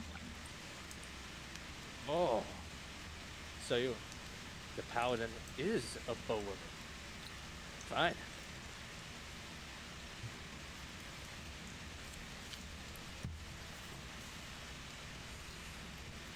So, again, do you want to back up those claims?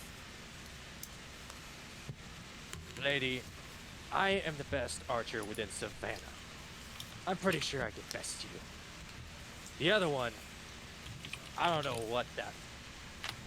I'm not sure if that's a woman or not. As he's pointing to Zilla, Oh my god. there's no way that she could be. continuously besting me.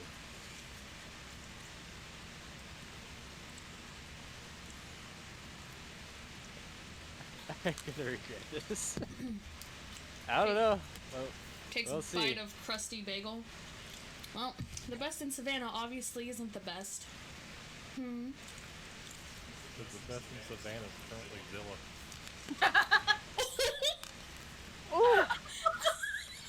That was perfect. Like even Gwen just like, whew.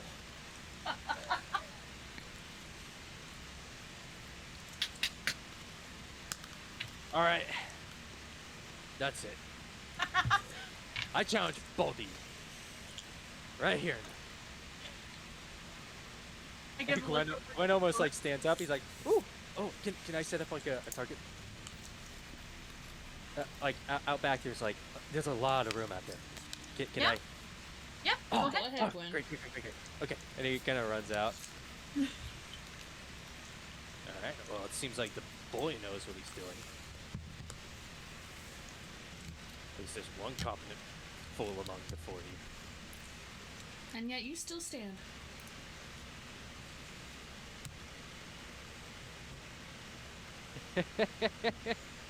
Yeah, that was actually really good. I'm also.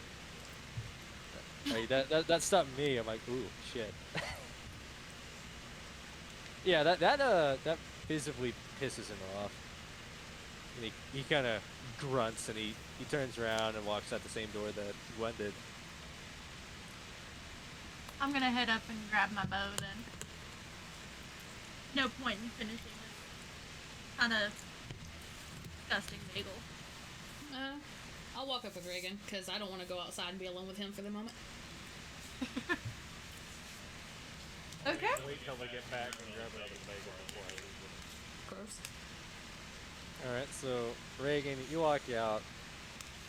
Gwen has somehow fashioned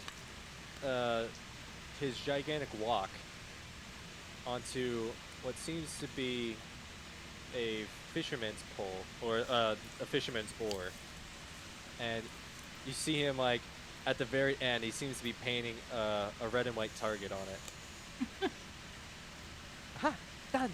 And he kind of lifts it up, and he's like, "Okay, so here's what I'm gonna do. There's a whole bunch of tall grass over there. I'm gonna run with this up. I'm gonna like push it up and then pull it back down. The person with the most hits, within let's just say 30 seconds, please." Okay. That walk So is that gonna should- turn into a colander, dude. Yeah, so I'm gonna say, it's gonna be 3 shots. All right, and so, of course, Caston kind of comes up. Well, start running, boy. Oh yeah, I got it. And he kind of, you see Gwen like just sprint off into the grass. Ready? Caston kind of gets ready, and you see, just going back and forth, almost like further in distance back. He's kind of doing zigzags over in the grass. You can kind of see the grass move a little bit, but then you do see, out of nowhere, the target pump up, and Caston hits. I'm gonna say, let's see, if the walk has a bullseye, it's got a white, it's got a red, it's got a white, and it's got a red. Caston hits the first white inside on the pot. Hit! And you see him shuffle around again, and the pot comes up in a different direction. It seems to be further off to the left. Caston fires, and he hits the white on the very inside ring, and this time it's a very, very loud ping, enough to where you almost hear Gwen almost start like shaking from the vibration. It's and see it kind of go back down and it go back and forth, back and forth, back and forth, and this last one is the furthest one out, and Caston just barely seems to nick the very edge of the pot. Ding! Hit! Alright.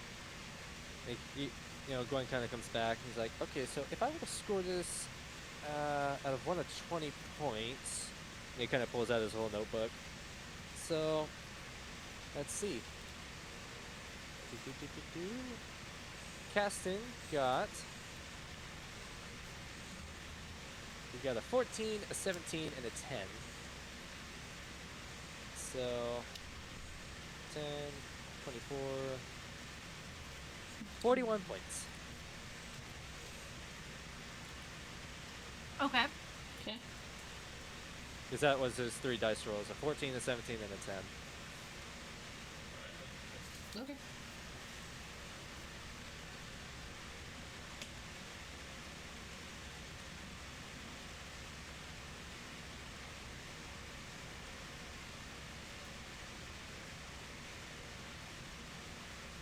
We'll let Reagan go next.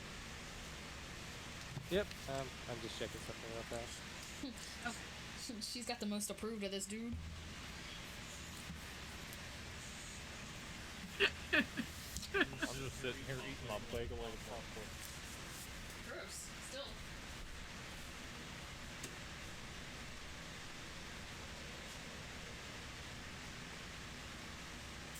So are we doing the hit for longbows? Like, what do you mean? Like we would do an attack. Is that how we're doing this? You're basically rolling a d20 to see if you actually hit the target. Do we add our modifier to it Yeah. though? Okay. Yeah, you'll add your modifier. Basically, you're trying to beat the pot's AC, if that makes sense. Right. Okay. First hit. 13. So, hit. Kind of does almost the same routine. And for a boy his age, what you're thinking, Reagan, he moves fast in this brush. And it almost seems like this brush is like not only tall grass, but like almost like swampish. Like you can see that there's a little bit of water wading through this, but even then, Gwen is just like almost gliding through this on a crazy speed. And you see the second target pop up.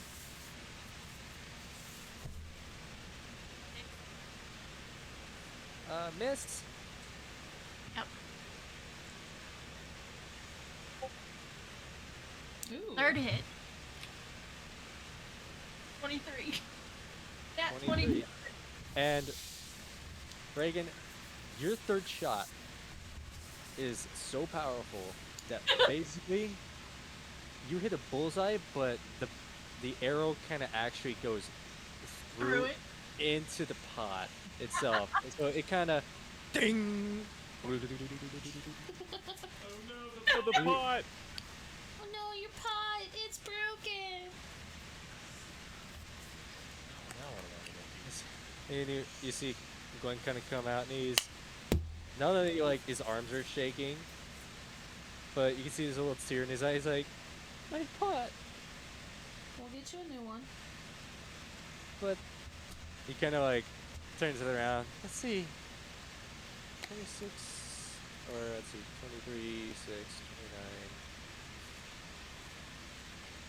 42.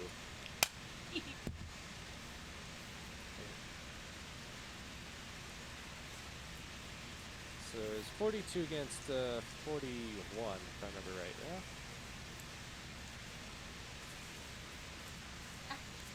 There's a hole in this pot now, right? Yep. Yep. Okay. And I turned it in. I will pay for it. Hey, don't worry, man. I can fix it after. Oh, you're gonna fix it. Gaston gives a very big scoff.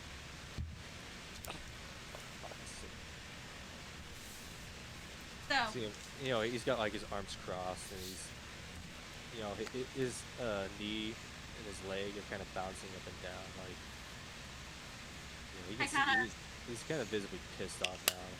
I put my hand on my hip that's not holding. So, what was that?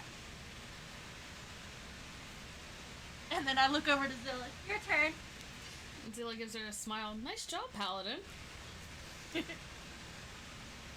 For first time using a bow, it's not too bad.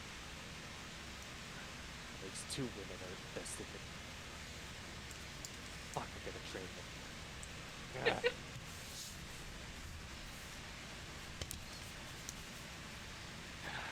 And you see him give like a very big sigh. Fine. You bested me. I can at least admit when I lost. This time. You will not win the next time, though. He kind of like comes back with a fucking spunk.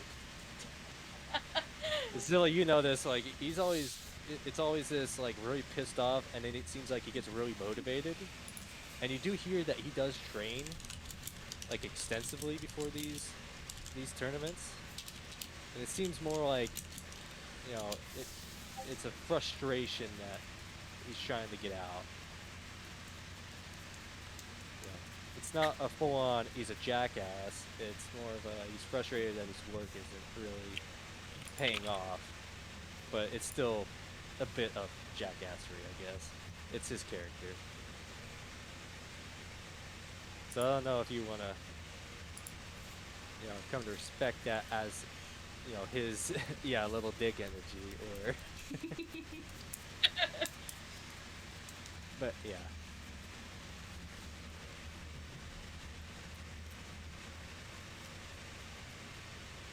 So, Zilla, you gonna shoot?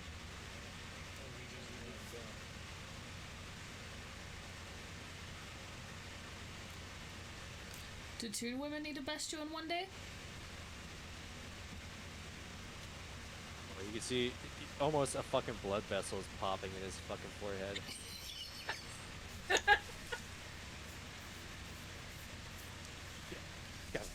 God.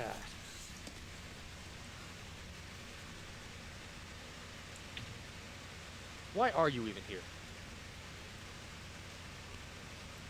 To annoy you, darling. She says sarcastically. Let's see.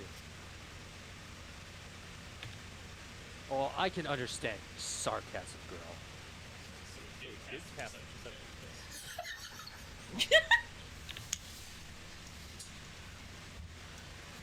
I mean, what are you doing here in Savannah?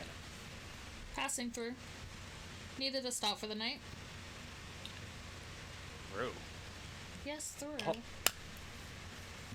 Hold on, you only make stops here occasionally, and I've only seen you with your father. They don't look like your father. I hope not. I hope not either. You're not going to Cancun, are you? I like that was his first thought, not in Orlando. No. I hope you're going to Orlando. I hope you're not going to Cancun. Look. I can admit when I am lost. It pisses me off, but I can at least do that much less. But hear me when I say, you best steer clear off the roads going to Cancun. Take the ferry. Even with your bowman skills and the skills of that one, I don't think you want to go that way. She nods her head.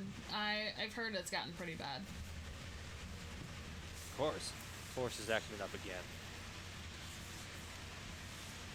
Head to Orlando, get a ship to Cancun if you know what's good for you. Seriously, a girl like you might get her face scratched up in there.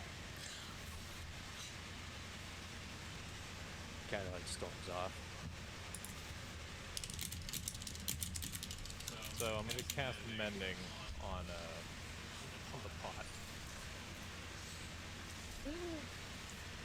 You can see, like, even though like it's a little bit bigger than Glenn is, he's like trying to hug it. Oh, my pot.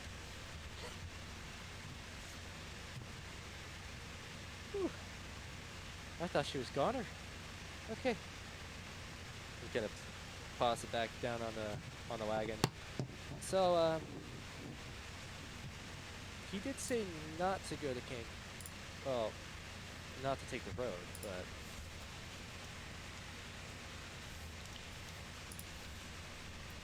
I don't know if the ferry will take the cart on one of their ships over to Cancun. So, if you're gonna be taking the ferry, I think it would be where you're gonna have to leave the horses in the cart with me. So that, yeah, that's all in consideration. Oh, pause. Out of character. Wait, does that mean that we have to leave Gwen? If we take the ferry. I can't leave my little boo. We were just connected.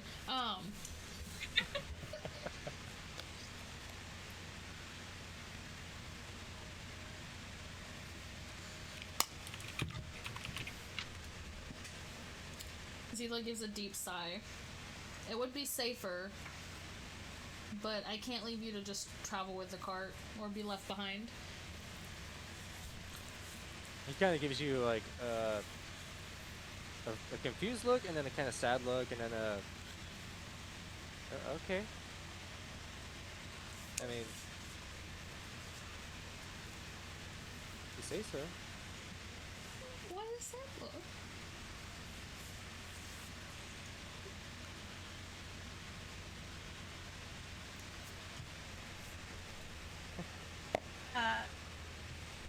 Okay, I guess this will be taking the road. And it seems like he gives We a won't find any frogs there, hopefully. yeah. I want to know why he was sad. Why was he sad to not get left behind?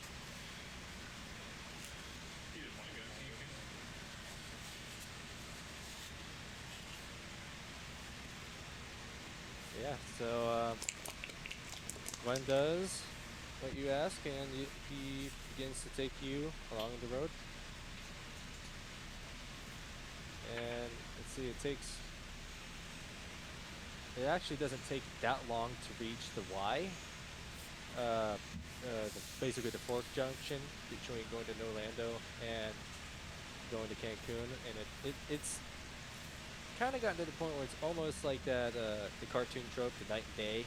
You know, going to Nolando, it's like bright and sunny, and then you look ahead of you, and the forest ahead of you just kind of gets darker and darker. Are you sure you want to go in there? Can't leave you behind, little buddy. You do know my job is just to get you to Cancun, right? Exactly.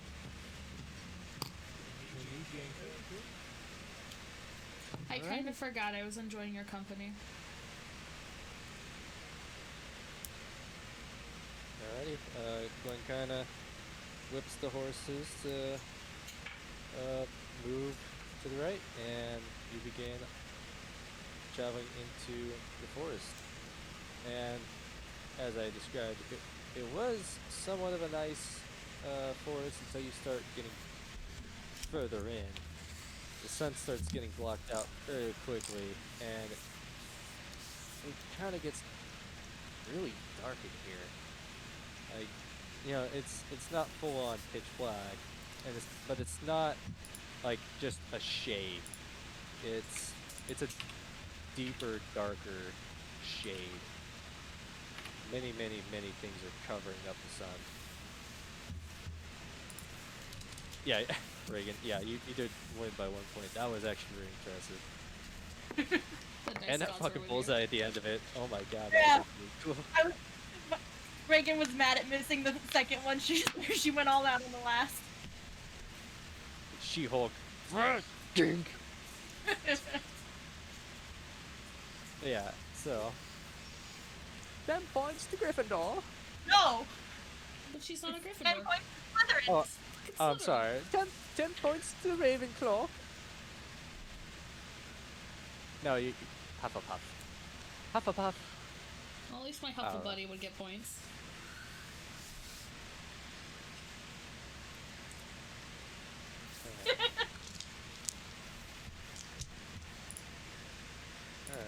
So, as you kind of journey along, you do hear that it seems that even the wildlife, the birds and the bees are, everything that would be croaking or making noise isn't there. It's almost dead silent here.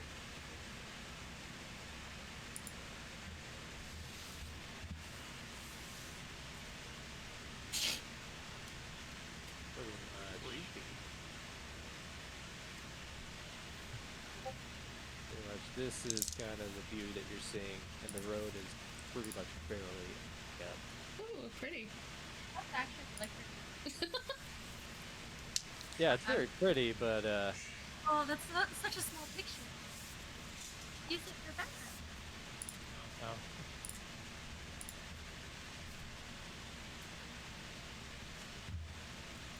yeah, there's seems to be these gigantic pillared stones that seem to be what would make up the old road heading down to Cancun.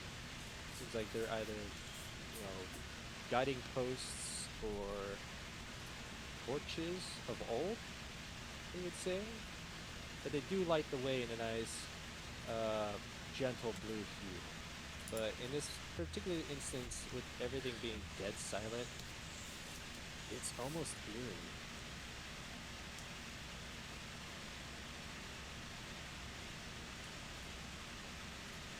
And in this,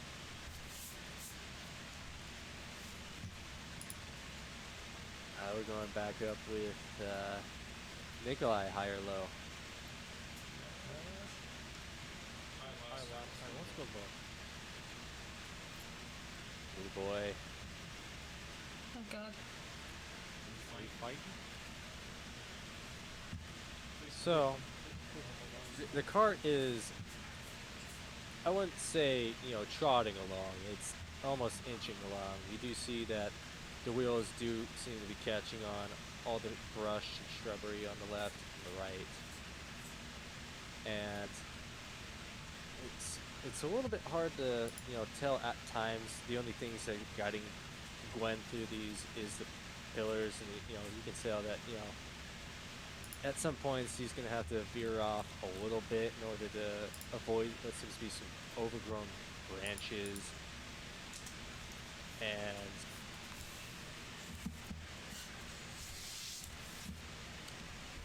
let's see, what would that be?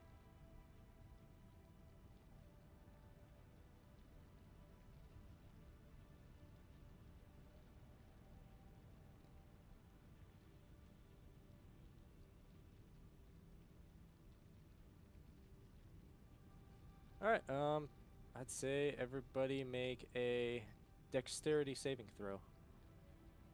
Oh god. Oh, are you kidding me? 11. 3, 11. 15. Alright, so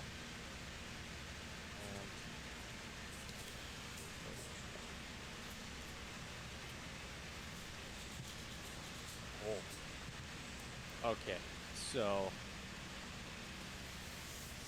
the cart is, inching along, and all of a sudden, as if you hit a brick wall, the cart immediately stops, halts, with violence. Zilla and surprisingly Gwen are perfectly fine. It's almost instinctual how you catch yourself. But Nikolai and Reagan, who are most likely sitting in the back, you immediately are kind of thrown down and forward, and I'm not gonna make you roll any damage, but you kind of bonk your head. You kind of fall over. It's a oh shit moment. Oh my god. Glad I was sitting up front then. So it's almost a crash, really. Oof. The horses halt. It just seems like out of nowhere, your cart just snags something.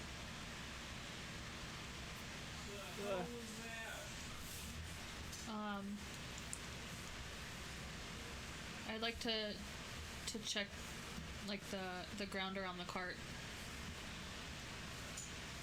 All right, roll me perception.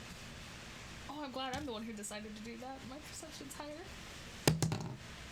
Oh, 12, 15. 12 plus 5 is 17. 17. Nice. So along with you, just about, I'd say right before you go to look, you do see Gwen kind of stand up, and it seems like he divvies a spell with his voice.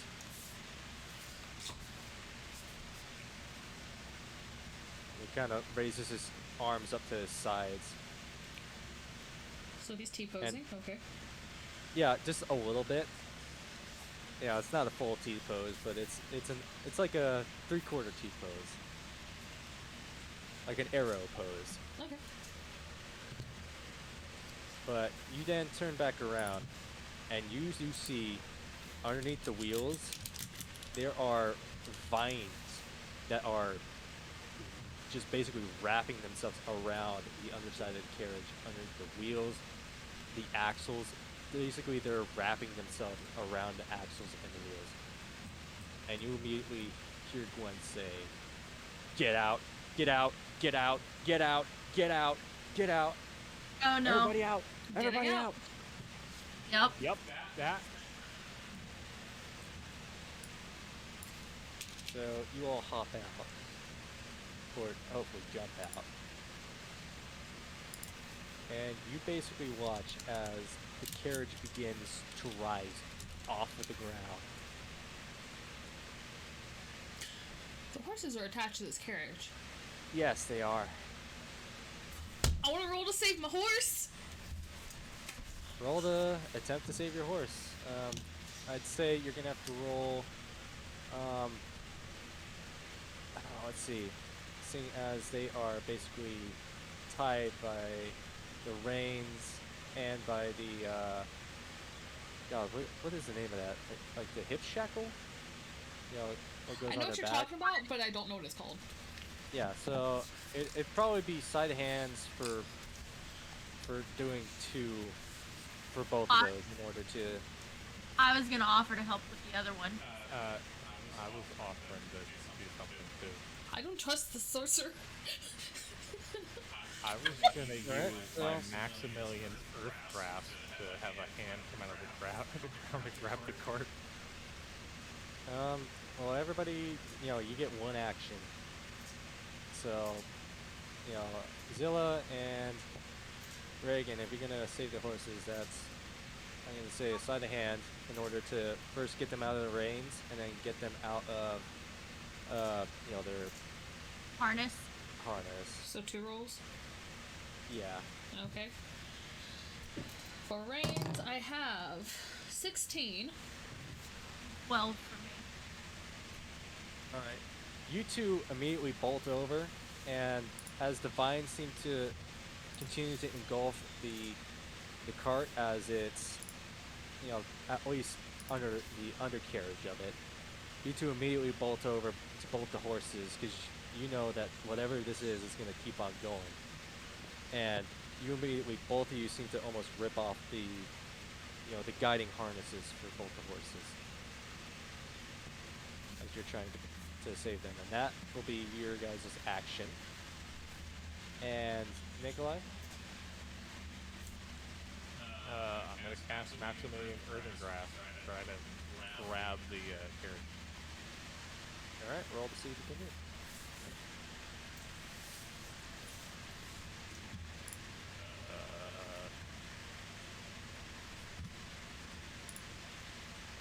Same number. Set attack save. Attack will take 12.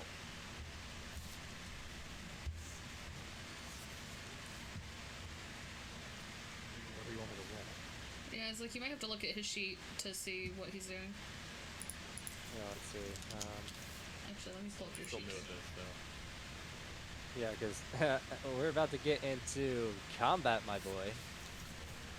What is so your thing? you Is will it our spells? Maximum is Earth and Grasp. There's a 5-foot square unoccupied space on the ground that you can see within range. A medium hand, occupies soil resist. The target must make a strength saving throw. On a failed throw, the target takes 2d6 bludgeoning damage. Restrained for the spell's duration. Duration, concentration up to 1 minute. So that's 1 round. And as an action, you can cause the hand to crush the restraint target. Must make a strength saving throw. Alright, so you should be able to, within here, hit cast on Vitality.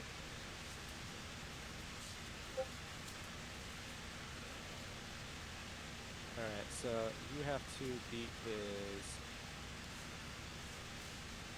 Yeah, you must make a strength saving throw. Beat yours. And let me pull up.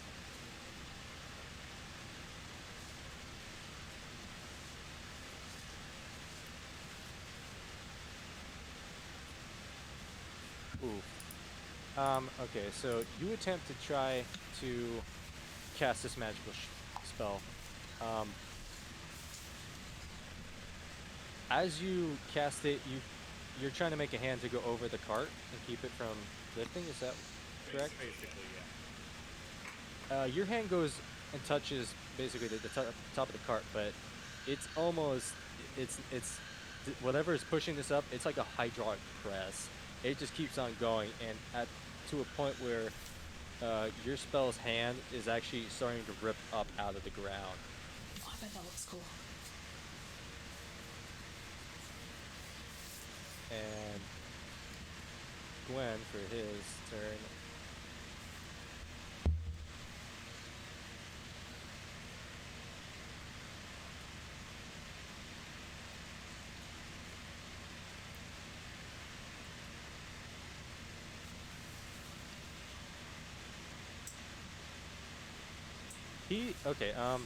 Gwen is actually going to follow your kind of logic, and he's going to use plant growth to try and vine down the cart as well. Makes sense. Of course, you have to save the pot. I fixed it. Can't lose the pot. Fucking badass.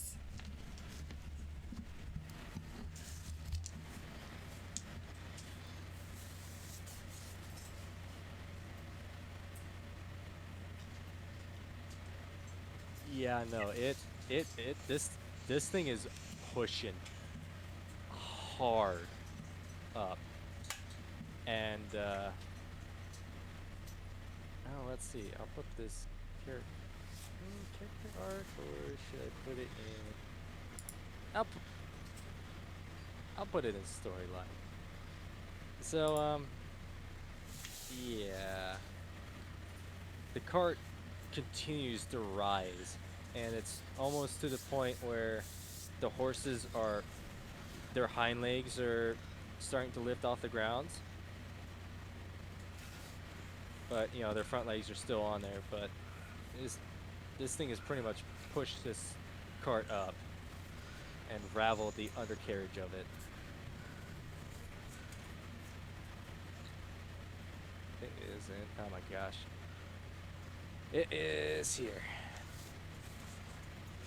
Now, you all see this creature with basically the back end of the cart on its back.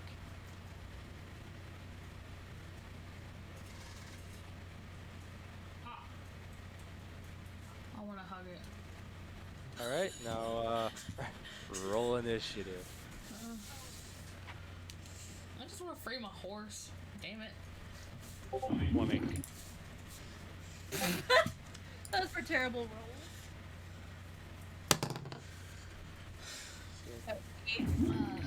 Initiative 19. 20. And 19.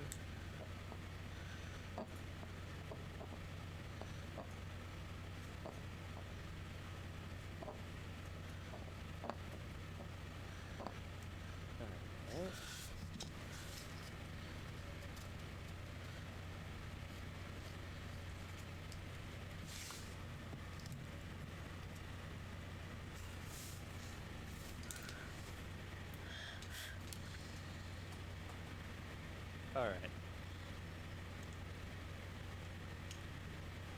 So this thing basically picks up the entire fucking cart. And it bellows out in a horrifically throaty, almost just gurgly roar. And Nick, you are first to do something about this. How far am I from this thing? Like, close as shit? So, if I were to map this out, oh dear, where did my little thingamabobber of thingies go? I did map it out, didn't I? Nope, I mapped out the other guys. So, based on your guys's, I'm gonna say, let's see if the cart is here, you got horse, 2. You know, I can only imagine mine and Reagan's ass sitting on these damn horses trying to get them off. Alright, so Zilla, your horse is the first horse on the left. So you're basically on the left side. So that's Zilla. Reagan, you're on the right. I'm gonna say that Gwen and Nikolai had jumped off through the back, and I'm gonna say that you're all within 10 feet of this thing. Okay.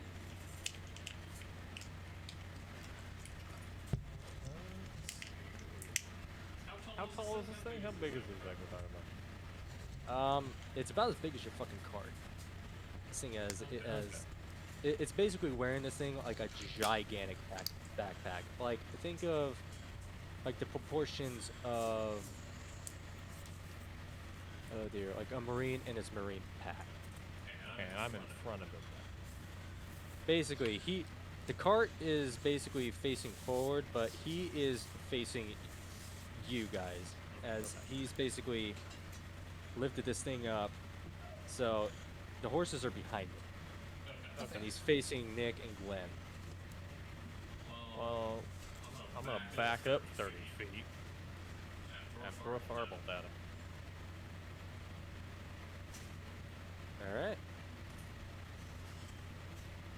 Ooh. Oh, missed that.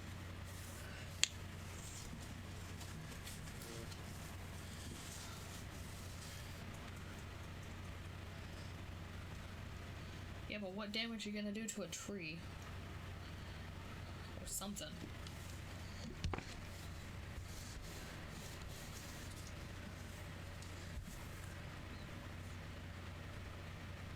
Alright, so you rolled a 7.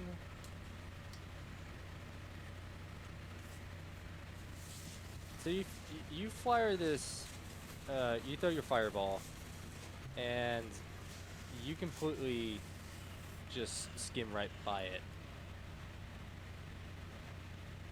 So you missed it. Yeah, the forest is on fire thing. It's a fucking sorcerer. I'm gonna say, like, in the midst of it, of this roar, it let out a little bit of pollen, and you kind of sneeze as you fire, and it just like achoo, and it kind of goes off a little bit to the right. I'm just gonna roll this damage just to get rid of it. Oh god. I missed.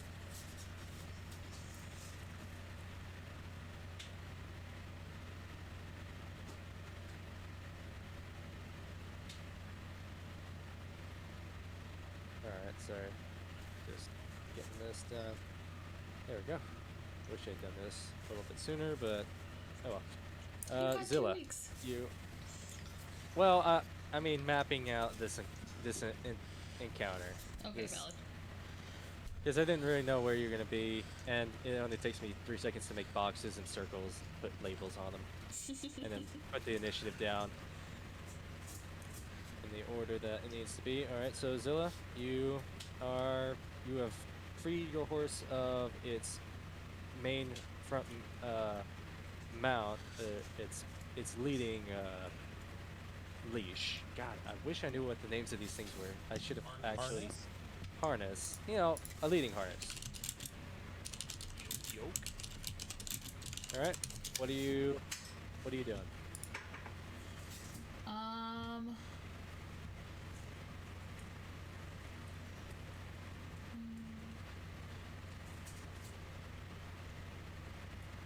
my god, horse things are confusing. I want to disconnect its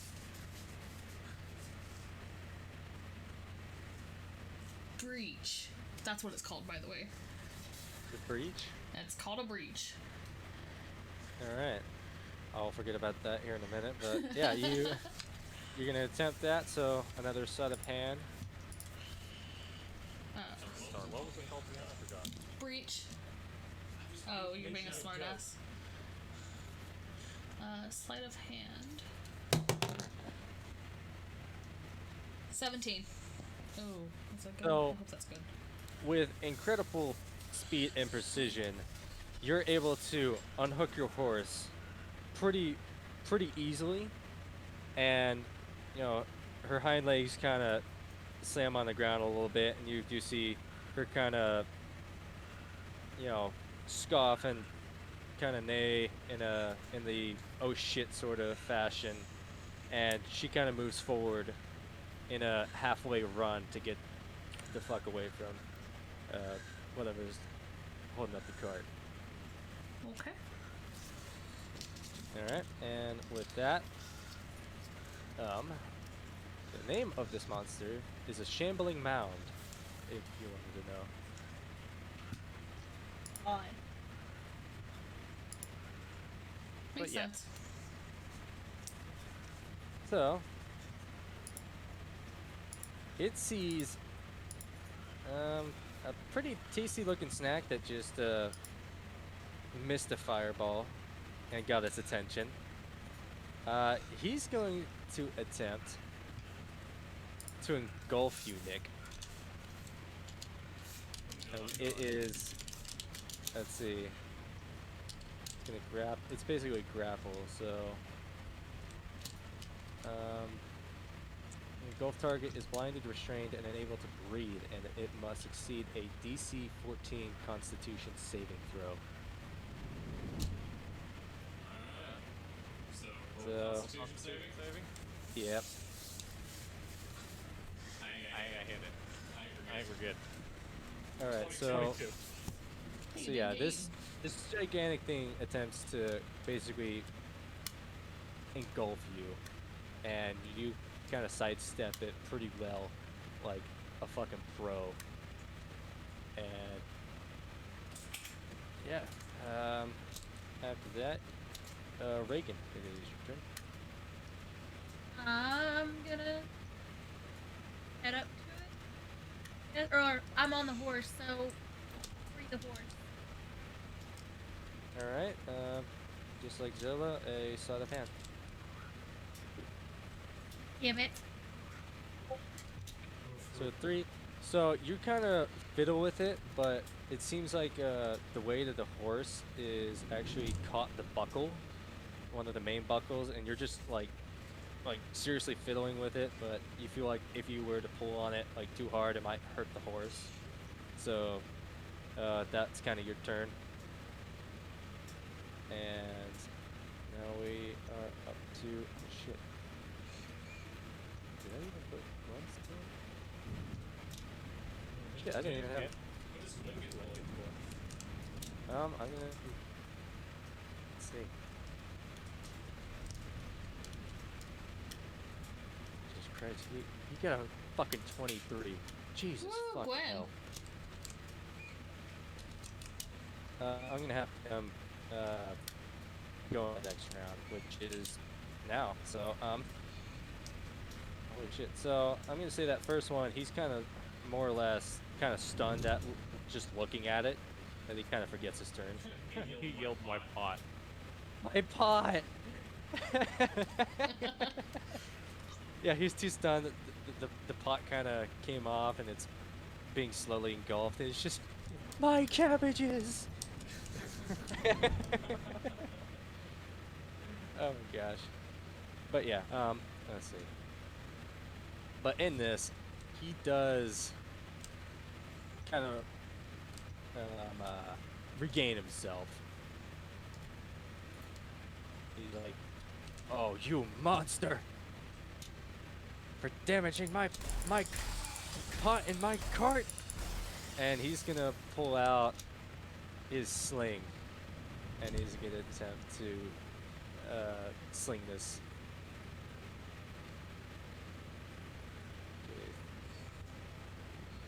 So he attempts to throw a sling at it, or sling up a rock, and it hits the monster, but it seems to do more of attract its attention. So it didn't do any damage. Alright, Nick, you just saw Gwen throw a rock at it. It looks like he was trying to get his attention. So the monster's attention is not on you. Let's see, I'm 40 feet away. Let's go back another 20 and burn the carbon. Jesus Oh my god. Why do you keep backing up, man? You're getting less I and don't less want- accurate. I don't want this thing to fucking hit me. You were, let's see, you said that you went back 30 feet the first time, and another 20. I'm 60 now because we started 10. The range of this thing is like 120. You're gonna back yourself into another creature, you dumbass.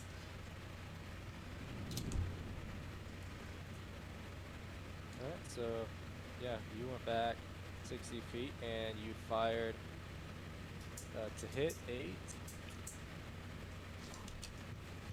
You are not making that. Of course I'm not making that. Yeah, you fire another firebolt and it just whizzes right by him again. Got a 3 and a 4 on the D20. Of course I'm not making that. Alright. Zilla, you just watched Nikolai just kind of bolt off, and then you just saw another fire streak across. Not doing anything.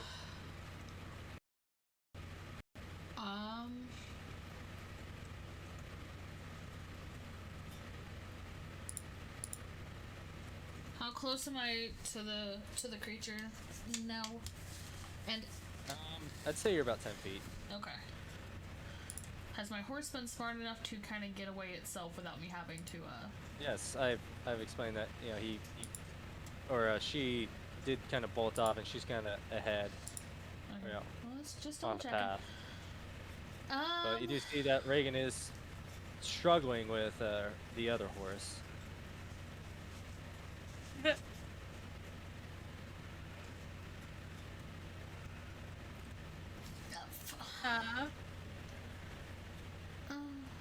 Gwen's got the attention. Fireball's a dumbass. I'll try to help Reagan. So I'm gonna say sleight of hand with advantage. Sleight of hand with advantage. My sleight of hand is at +0.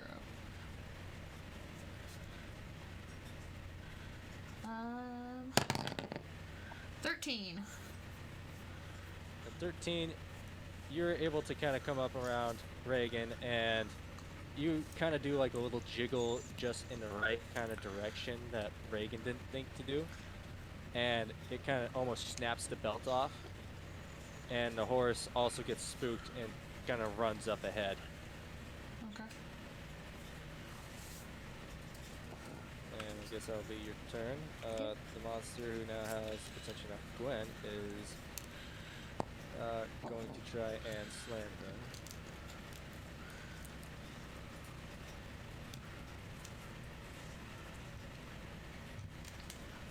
Ooh.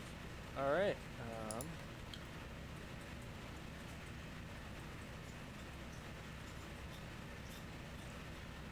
So you watch as the monster kind of grabs its left arm and just slams it down, and it kind of slams Gwen, across mid-chest area, and Gwen does kind of get flown back a little bit.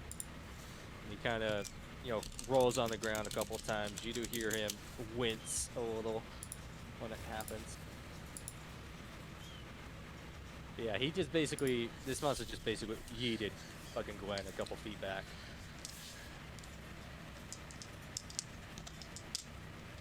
Alright, and it is now Reagan's turn. Oh.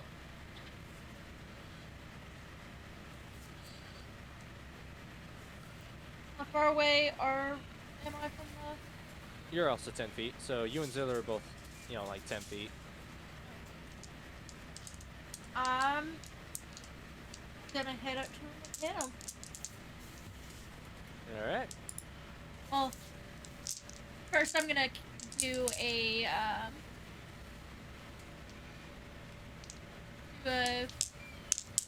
grapple fight bonus action.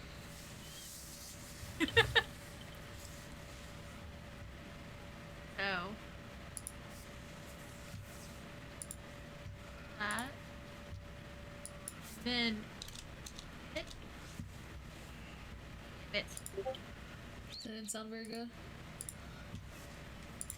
6.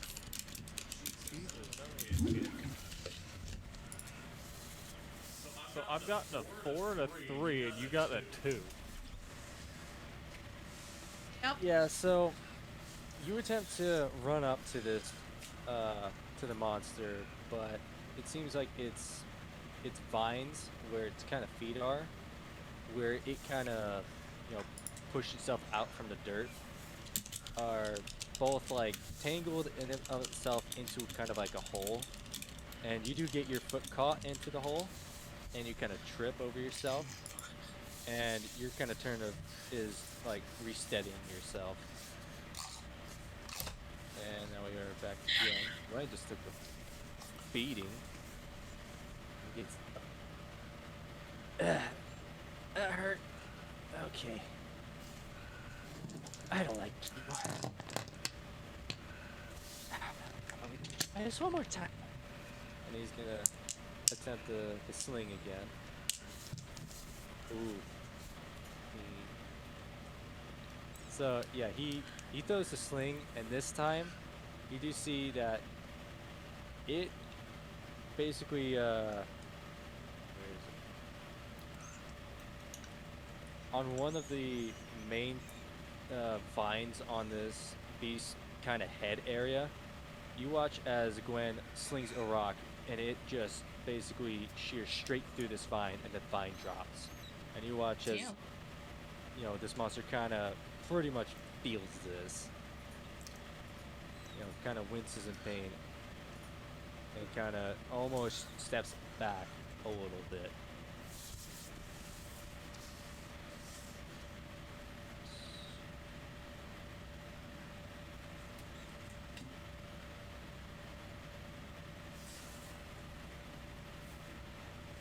Alright, and now it is Nick's turn.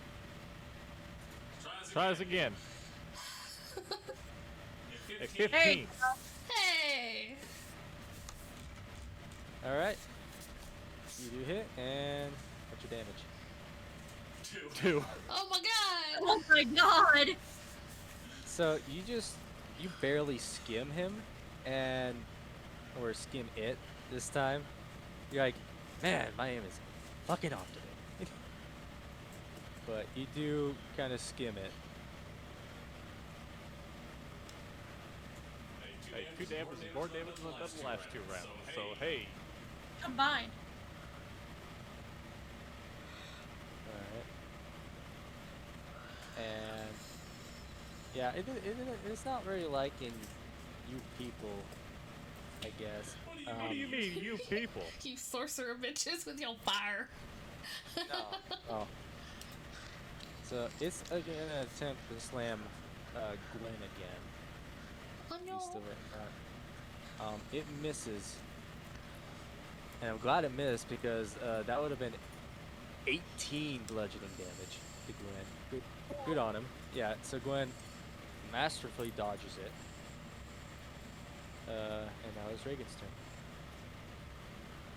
Well, I'm gonna try to hit it again. Try to hit it again. Gonna whack it. Oh, thank God. What'd you get? All oh, right. nice.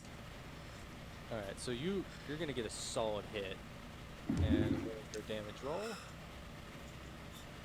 And then I've also got my Wrathful Smite. So. So that's an 8 plus 3, so yeah, you get up, you're like, oh wow, that trip was embarrassing. Let me try that again. Grr. And then you just like a lumberjack swinging an axe. Oh. You swing at its legs and you bash straight through like almost half of the vines holding this creature up.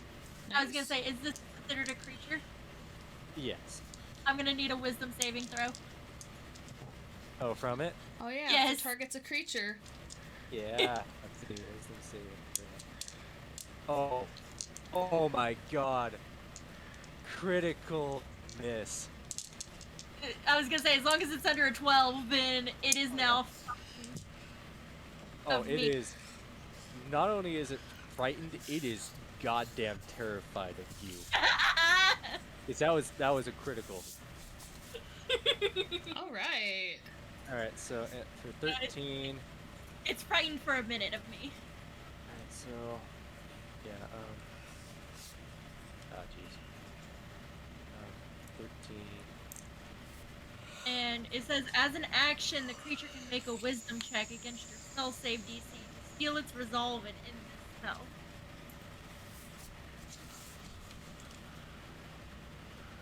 So. Sorry, say that again? So, as its action, it can make a wisdom check against my spell save to steal the resolve and end the spell. So. Alright, so it's gonna make a wisdom save to To its break. next. Yeah. Alright. Otherwise, so yeah, Gwen kind of sees that you just pretty much scared the shit out of it, and that's like, okay, good opportunity to attack. Yet again, he's gonna try to try to sling. What about Zilla? Does Zilla get a play too? That was Reagan's turn. What do you mean? It's No, not. you went from Reagan to Gwen. Yeah, from Reagan to Gwen to you to Zilla. Oh, well, then you skipped her to go to Reagan.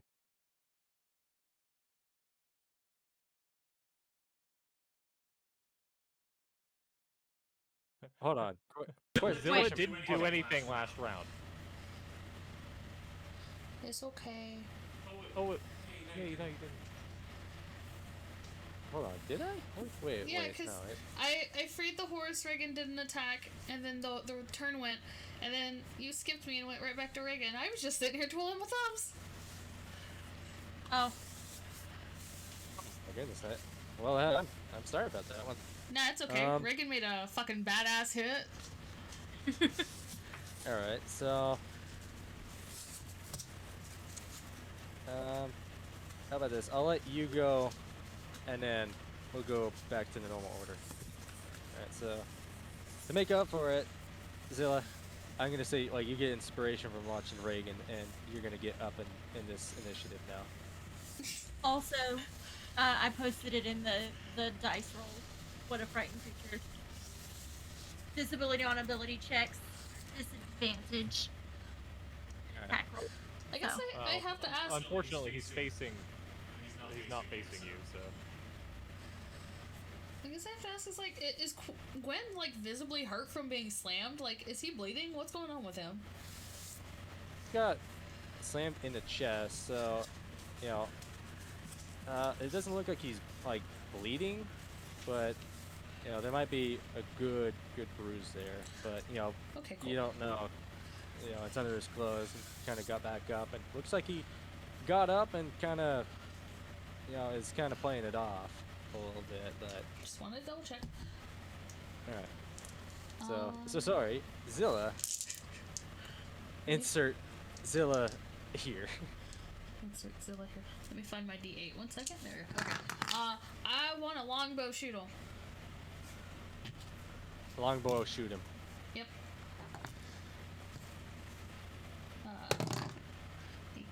plus 4, 18, 19, 20, 22. All right, you do hit for what damage? 1d8. 8! Nice. Yay! All right. So yeah, you kind of just pull back your bow and effortlessly sink this thing right into what you believe would be like a head area, and it basically just sinks straight into the center. Ew. And you hear, yeah, this thing cries out in a almost horrified fucking scream. All right. Now with that done, then we'll go back. I'll actually have my thumb on the name, so I don't unconsciously skip anybody again. Okay. Okay. It's one of those things. It's like, oh yeah, holy crap! I forget I can be either autistic or just dyslexic and forget who I. All right, so Gwen is next in the first order of. So, and again, I was holding his attack off. He's attempting to sling again, which he got a 24. And so he fires up his sling and for 7 damage.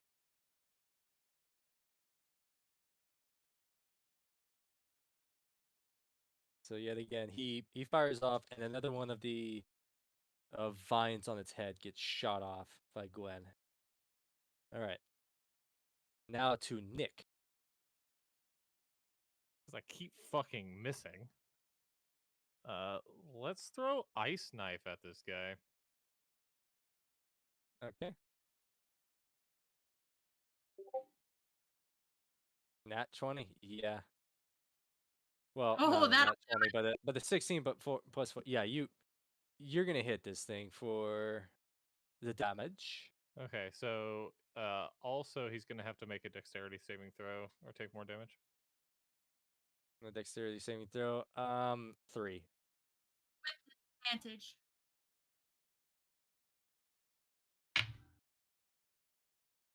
Oh, the target gets advantage?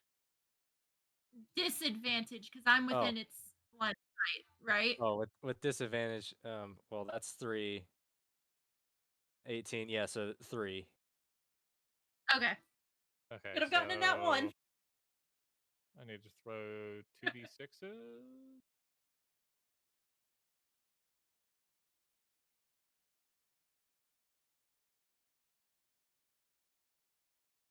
So 7 and 7. So 14 damage.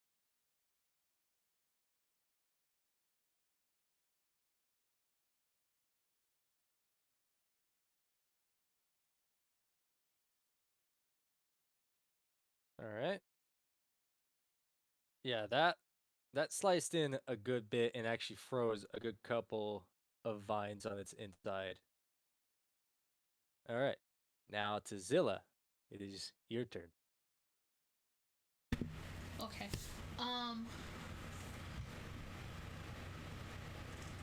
The creature is below its HP maximum, right? Yeah. I would hope so. Right. Okay.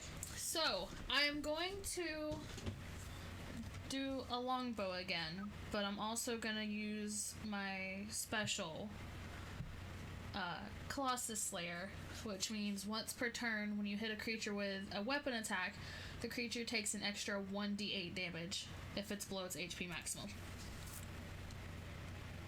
Takes another 1d8. Yeah. Okay, so longbow first. 13. And my damage for that is 7. And then for Colossus Slayer, it's 3. Well, did you beat its armor class first? 13 was that roll. Yeah, that didn't beat its armor class. Damn. Sorry. But it's important to say if you got its armor class first. I said 13 first. Then I missed it. Then my fault. I'm dumb.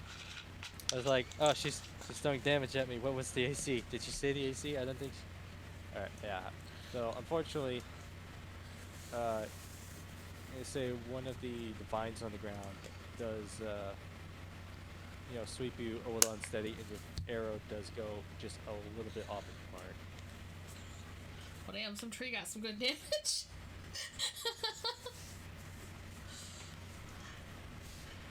Alright, now it's its turn, and it's got to do a wisdom saving throw because it is terrified as hell.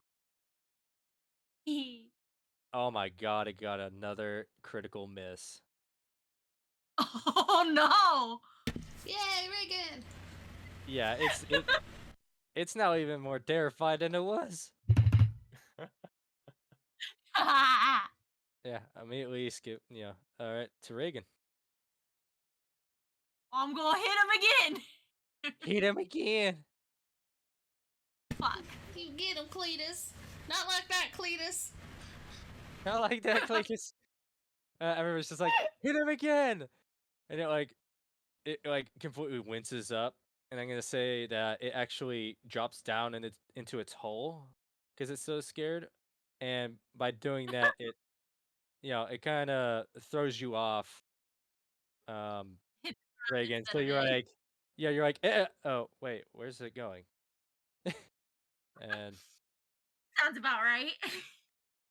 all right, and it's attempting to kind of go back into its like hole.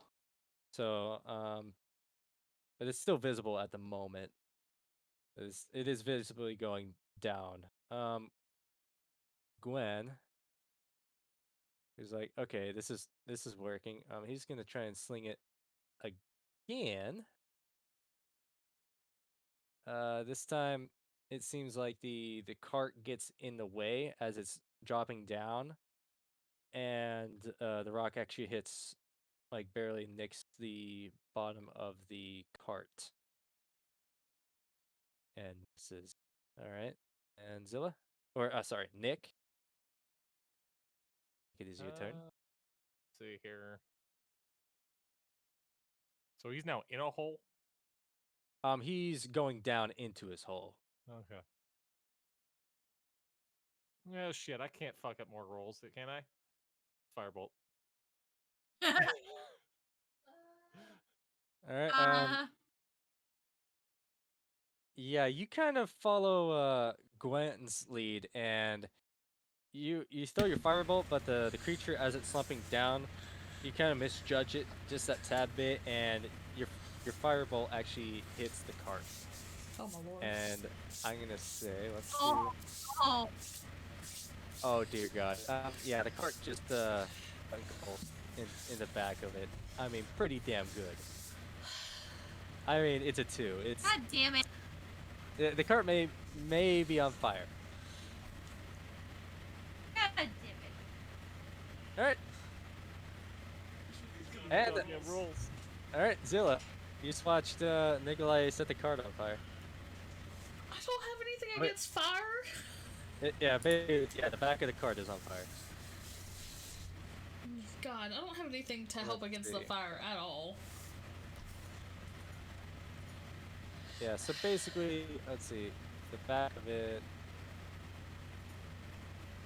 Actually, the back of the cart is like an extension piece where you've been throwing like barrels of food and such. So I'm gonna say that piece is on fire.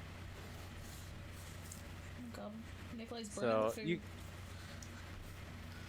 So yeah, you could save the cart, very much so, but we'll just see how it plays out.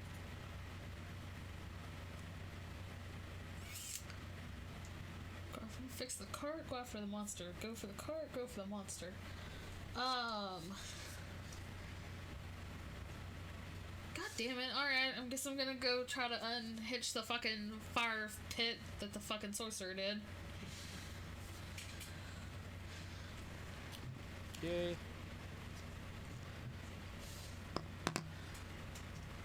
Toss it So, on the monster. So just.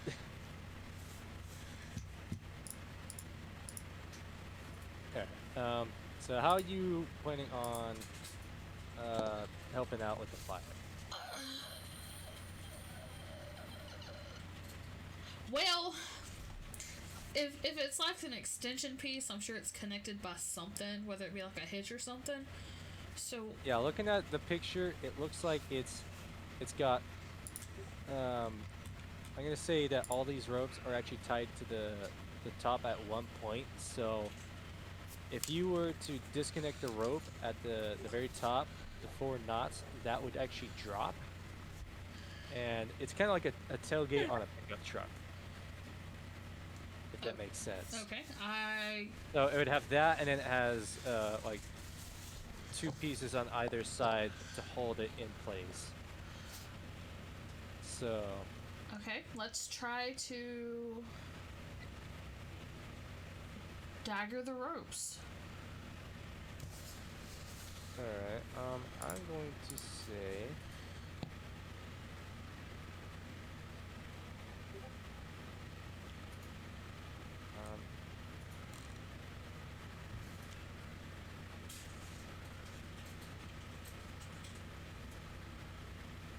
I'm wondering if I should make you do an athletics check to jump up onto it, because even though it's basically still standing, even though it's going down into its hole, that's still very unstable Makes sense. thing. Would you like me to athletics So, check it? Yeah, throw an athletics check to see if you can jump up on there without getting burned. Okay. 18. Where's my athletics? -1, so 17. So 17, you're able to jump up from the side of it, and you kind of grab onto the top of the top rope, and you kind of swing yourself in without getting burned. So now you're up there. Yeah, I'm gonna say, do you have a dagger on you, or? Let me check what she's got equipped. Yes, it's on her hip. All right. Where's my Attempt D4? to cut the rope. Where's my D4? There's my D4. Getting to use all my dice today. Yay! 3. Oh, that's Now damage. is Whoops. I rolled damage on my dice instead of rolling my my D20. Let's just ignore me for a second. 16. Yeah, 16 does it. You hop up here and you kind of look at the knot, how the 4 ropes are tied together into one, and you kind of get underneath them pretty good, and you just rip all 4 of them out. You've been sharpening your blade for a while, and you know just how sharp that fucker is. And you pull that off of one swift motion. And what happens is the top, this tailgate now has nothing to hold it up. And it slides, it basically hinges down. And it slaps the monster in the face. On fire. For 5 damage. So you see, I was helping. I did an additional 5 damage. Let's see. This is Nick right now.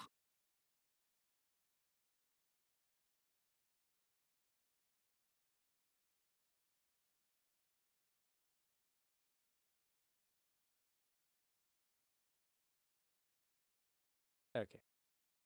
So that was fun. All right, and now it's the monster's turn, who is terrified and scared as absolute fucking hell. It needs a wisdom saving throw. Yep. Oh dear God. Did it fail Now- again? No, it's on the opposite spectrum. Now it's got a nat 20. Oh my lord. So That definitely. I'd say that getting smacked in the face by a fiery tailgate may have wisened it up, maybe, or broken the scare factor, I guess. It kind of realized Okay. So now it is free. Okay, it realizes that it is. Yeah, so how do I put this? Okay, so you watch as after this tailgate slams the creature in its somewhat face, the creature kind of stops and just slowly starts rising back out of the hole again. And it kind of puffs its chest up and then just screeches bloody, bloody murder. And I'm not gonna say like it hurts you, but it kind of disorients you enough to like make you guys like clasp your ears. So I'm not gonna make you like roll damage on it, but it's enough to be like, holy shit, that's loud. And from around you guys, I'm gonna say within 30 feet, you all witness 3 bushes begin twist within themselves. God damn it, we should take the ferry.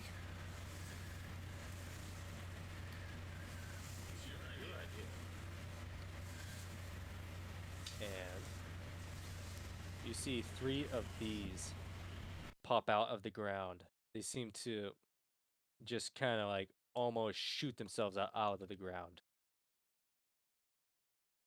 There are 3 of them now.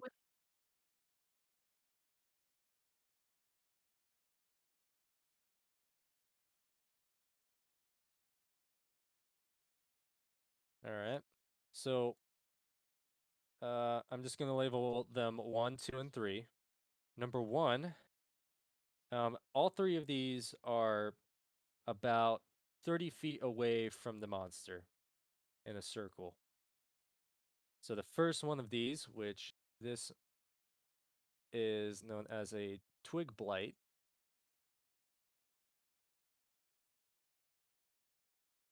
The first one is, I'm going to say, about 15 feet away from Nick to his left.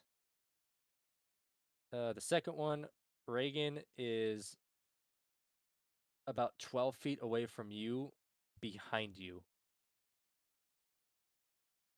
And the third one is about 15 feet away behind Gwen. And let's see, it was Zella's turn, 19. So, their turn, 19. All right, so Reagan, it is now your turn. You watch as 3 bushes seem to come up and they look like weird looking men.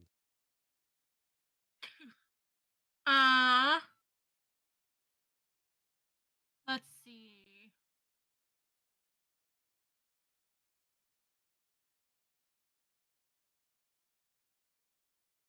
Doo-doo-doo. I'm gonna attack the one right in front of me.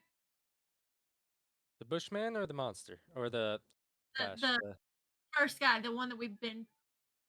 Or did Alright, he? so the shambling mound is the big guy and the twig blights are the small ones. Yeah, So big you guy. want to attack the mound? Big guy. Alright. Attempt to attack. What? That was an 18, you stupid. God damn it. It definitely wasn't an 18. Well, it was on an 18 and it moved barely. No, we're just gonna put a 1 in front of it, okay? We're just gonna draw a little number 1. Say that Reagan, you were about to, in this turn, you decided that you wanted to attack the mound, but you kind of stopped when you realized there's one of these things behind you, and you kind of have this thought of, oh crap, I don't know what this thing can do. So you kind of hold off on that attack. Okay. And now it is actually that one's turn, the one right behind you. Of course it is. Yeah, because he rolled a 6 in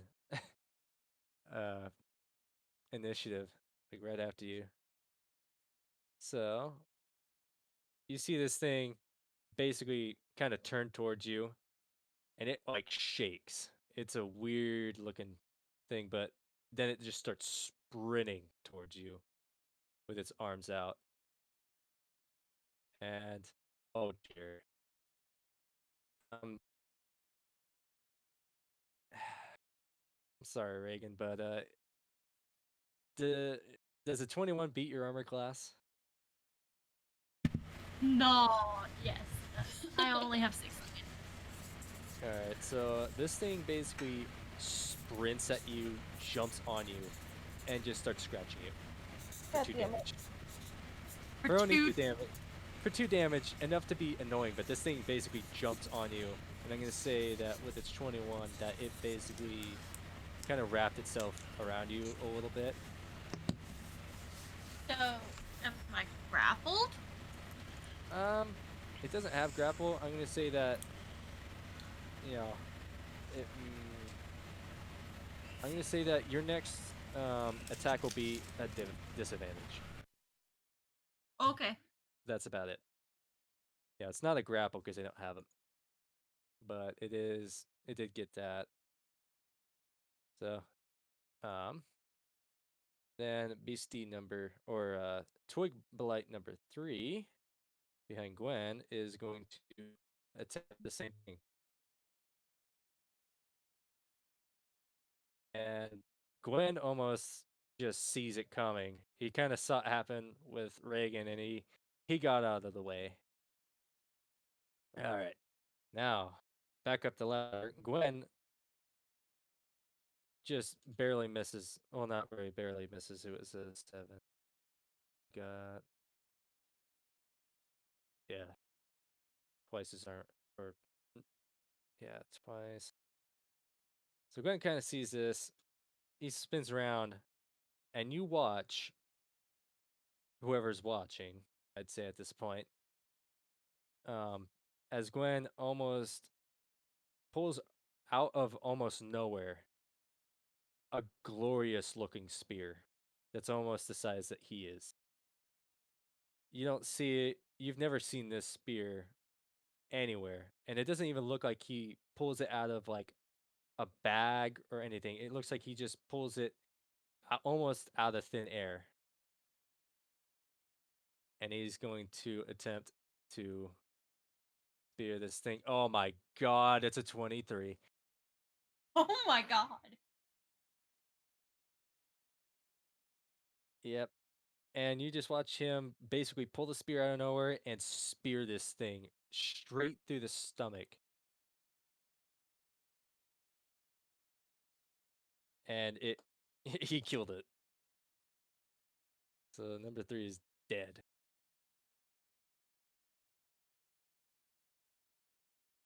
All right. And then with the new initiative, Twig Blight number 1, the one that closest to Nick, is going to look at Nick and he's going to sprint towards Nick. Who would have guessed? Does a 9 beat your armor class? No. Okay, so you're able to evade its dumb little attack. You kind of got that. Okay, these things just sprint at you, and you dodge out of its way. And with that, it is your turn, Nick. Okay.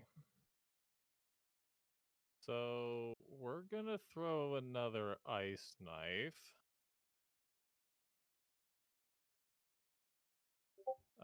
And I'm also going to use. Who are you throwing the knife at? So I'm using one of my meta magic, called Twin Spell, which allows me to target 2 creatures with the same spell. Ah. So I'm gonna go with the big one and the one that's attacking Reagan. Oh, okay. Yeah. So a 22, so that beats both of their armor classes. And they both have to do dexterity saving throws. Dexterity. So the Twig Blight that's on Reagan rolled an 8.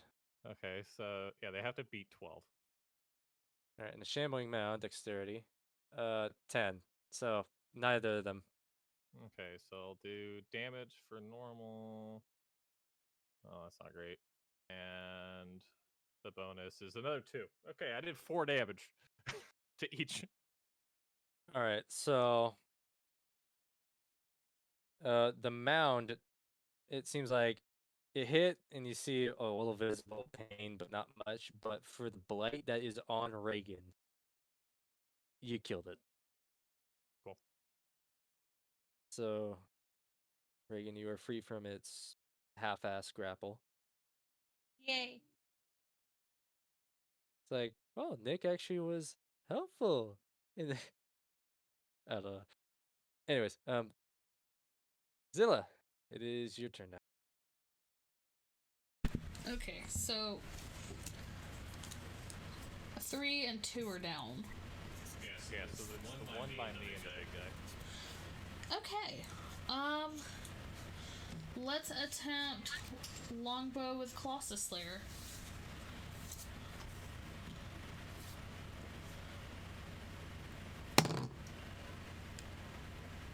Does 17 beat it? Which one are you firing at? The mound. The mound, 17 does beat him. Woohoo! Okay.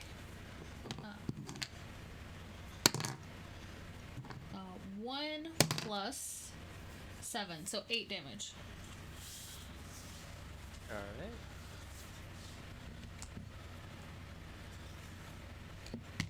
So yeah, you fire your bow, and yet again it sinks in, but it is still standing, and still seems like it's standing. I mean, not like crazy strong, but it is still pretty much standing there.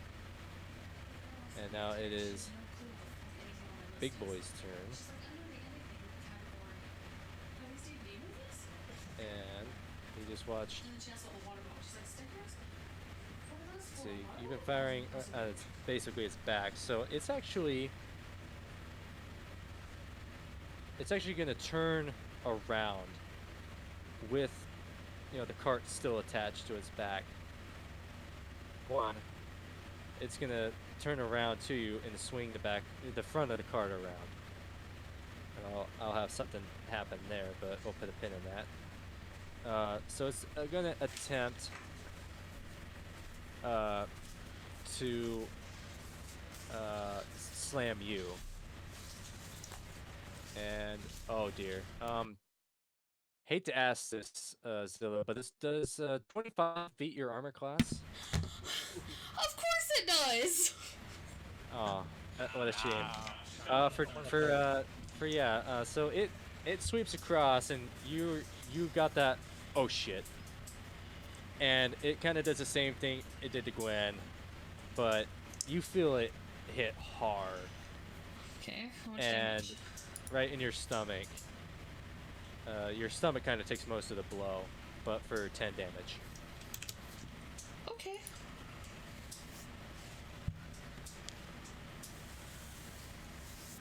And I'm gonna take the pin back out. It's Reagan's turn, but as the monster was turning around, the front of the cart, basically where what was holding the horses, spun around, and that's right where Gwen is standing.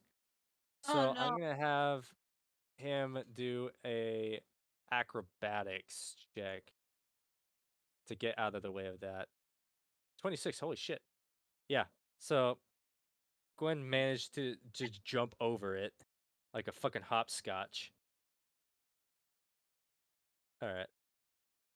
Damn it! I was hoping that was actually gonna hit him. Damn it. What the fuck? Hey, I like Gwen, alright? I do too. But it's good character Obviously development. not. It's good character development for everybody to get hurt, okay? And I'm actually trying to hurt everybody. But the dice. Oh, Gosh. I don't know. then. I know, Anyways, the dice are dicks today. I don't know. They're really good for, just coming up with bullshit situations. But then when you get into combat, it's like, no, I want to go the opposite of what you just did. Anyways, Reagan, it is your turn. So, how is the mound looking? now it is looking at Zilla, so you're basically facing its right side. I meant more health wise. Let's see. Roll a perception check. Oh God. 21. So instinctively, you kind of know battle language of your opponents, and you can tell that like half of the vines that make up the core structure of this are unharmed, but the other vines that wrap around it are very torn up. So if you were to take a guess, you'd say it's about half health. Oh God. So So I right am now, going. yeah, you've kind of like torn through its outer layer, and you now like everybody can see, but you most of all can immediately tell that you can hit its exposed vines, and that's gonna hurt it even more. Well, I'm getting kind of mad, so I'm gonna channel divinity, bonus action vow of enmity. So this thing now I'll have advantage on attack rolls on it. So Okay, and I'm gonna whack at him. whack him. Whack him. Oh, that's a nat 20. Yeah, so you Woo! kind of you run up and you just basically swing this thing right into the center of its chest, right into what seems to be a softer vine. So, oh nice. I did a 7. All right, 7 damage. 5 plus 2.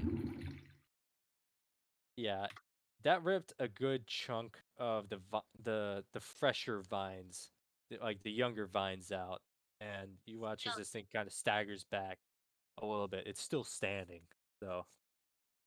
All right, and now we are back up to Gwen.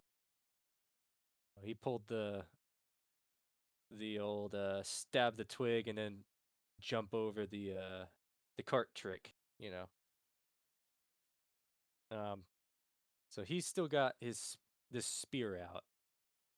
I'll have to get a picture of it because I think it's a pretty dope looking spear. I don't remember where I put it. Not in. Yeah, I'll find it again. But yeah, he's going to attempt to stab this thing with a spear. Oh my god. For 20. Yeah, so Gwen comes up behind it and basically stabs through like if you were thinking like a human being, like you know how you have your rib cage on your back on the right side? It kind of like slips through the older vines into the newer vines through like the back of this thing's so-called rib cage and stabs in and pulls out for 6 damage.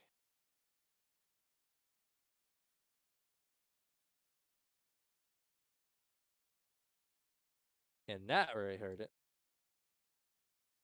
And Nick? Oh, yeah, Nick.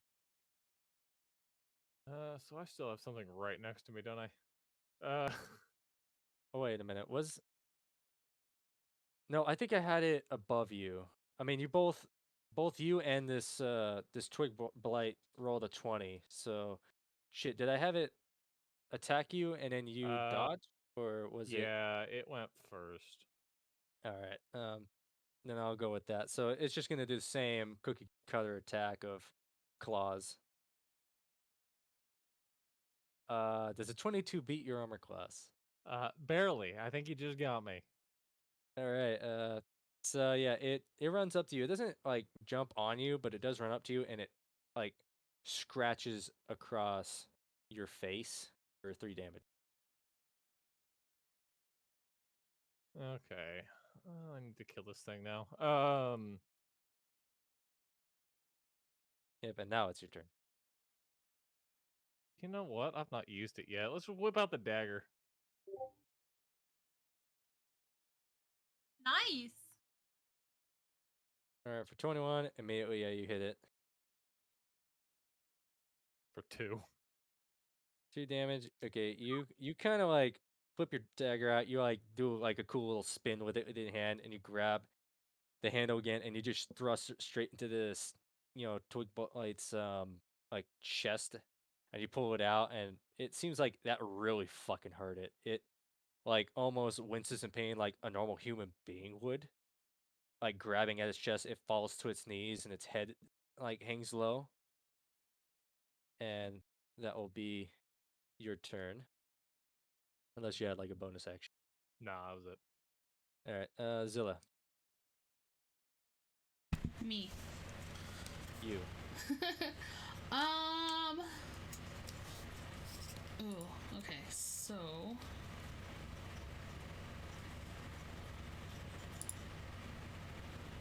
Meantime, I'm gonna go try and show that spear again.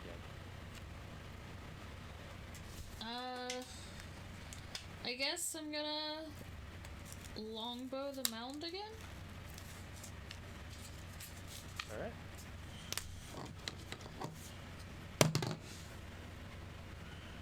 $16. Alright, yep, that beats its AC. 4. Alrighty, for 4 damage.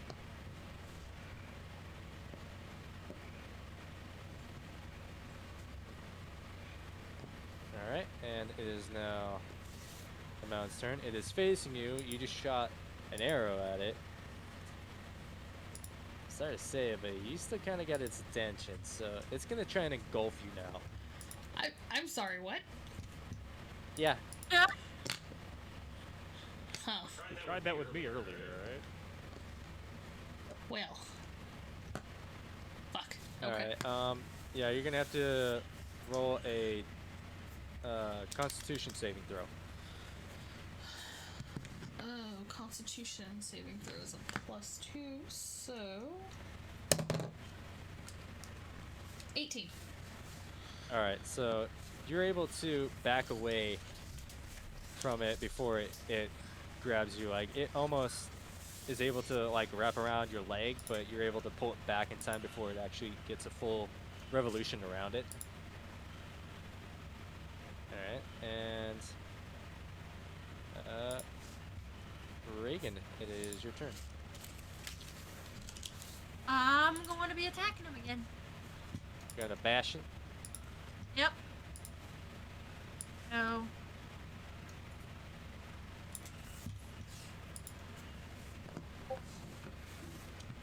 Oh, another nat 20. Oh, fuck yeah.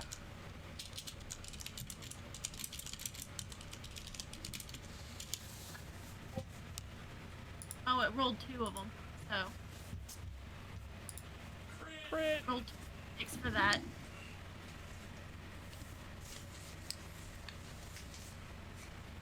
Alright, so sorry. What happened? So yeah, you critted it. Yeah, it doubled the dice. It didn't do that the last time I did the. You know what? I'll allow it. 13 damage. Okay. I'll allow it. I think it's because you critted. Okay. Alright, so yeah, you swing again right into the center of this, like, abdomen, and you take out another huge chunk of these fresh vine. And it winces at it.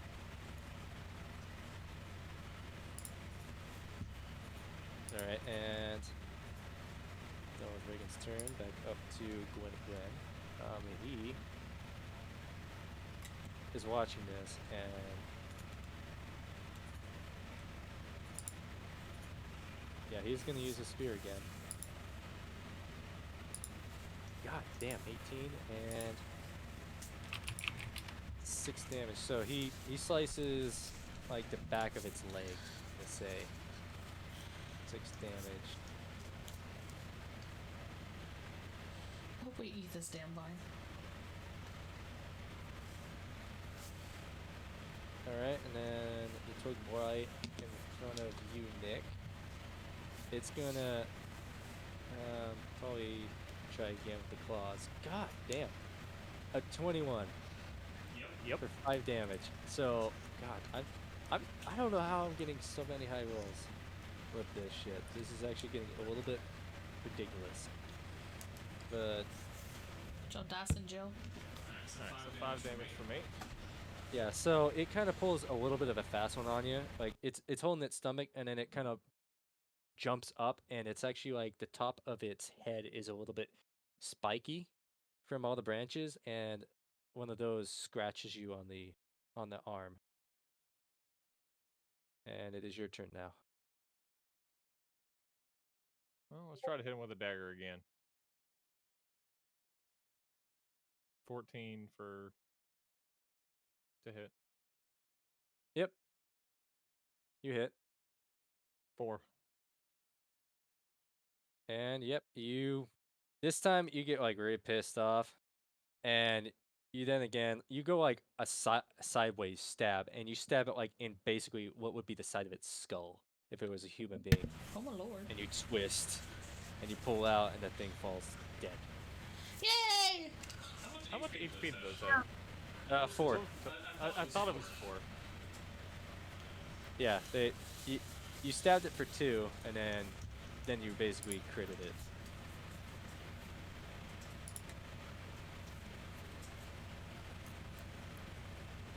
Okay.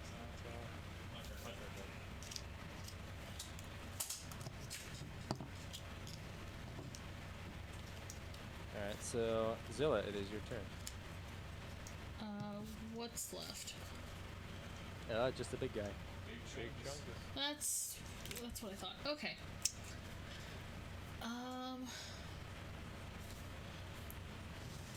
Okay, let's try to longbow it with Colossus.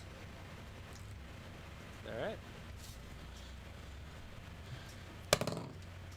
Nat 20! So that means 24. Oh. Ah! Sorry. Sucks. Then D8. 4 and 4, so 8. Alright, hold on.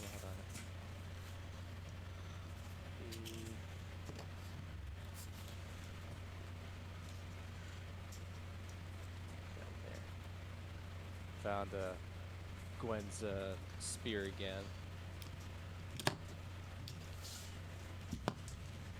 So I'm just gonna quickly throw that into player character art.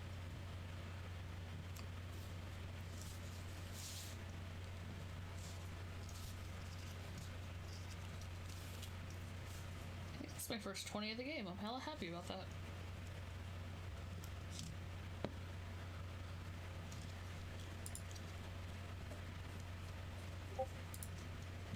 Ooh. That's Yeah. pretty. Yeah, but it is wrapped in the purple. Yeah. But yeah, he pulled that out of nowhere, like seemingly fucking nowhere. Little fairy boy. And fairy boy.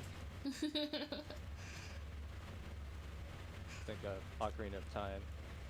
Alright, Yeah. and then you said for 8 damage? Yeah. Not 28 damage. Yet again, shoot it right bullseye in the head. And you know, it's almost tumbling a little bit, but it's still standing. And it is its turn again. It is getting extremely angry now.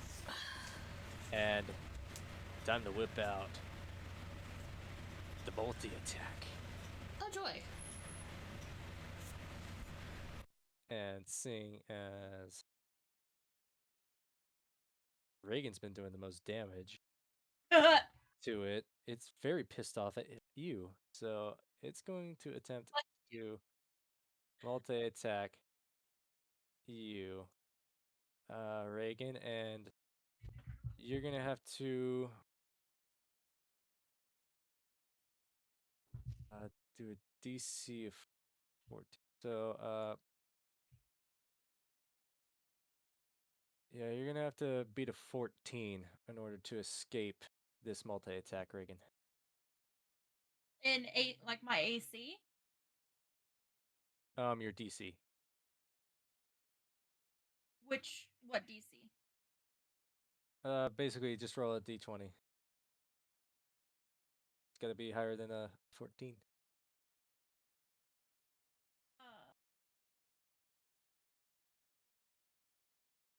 Yeah, the Shambled Mound makes 2 slam attacks. If both attacks hit a medium or small target, the target is grappled. And DC is to escape. Oh, DC to escape? DC to hit. I'm kind of confused. Because my armor class is 16.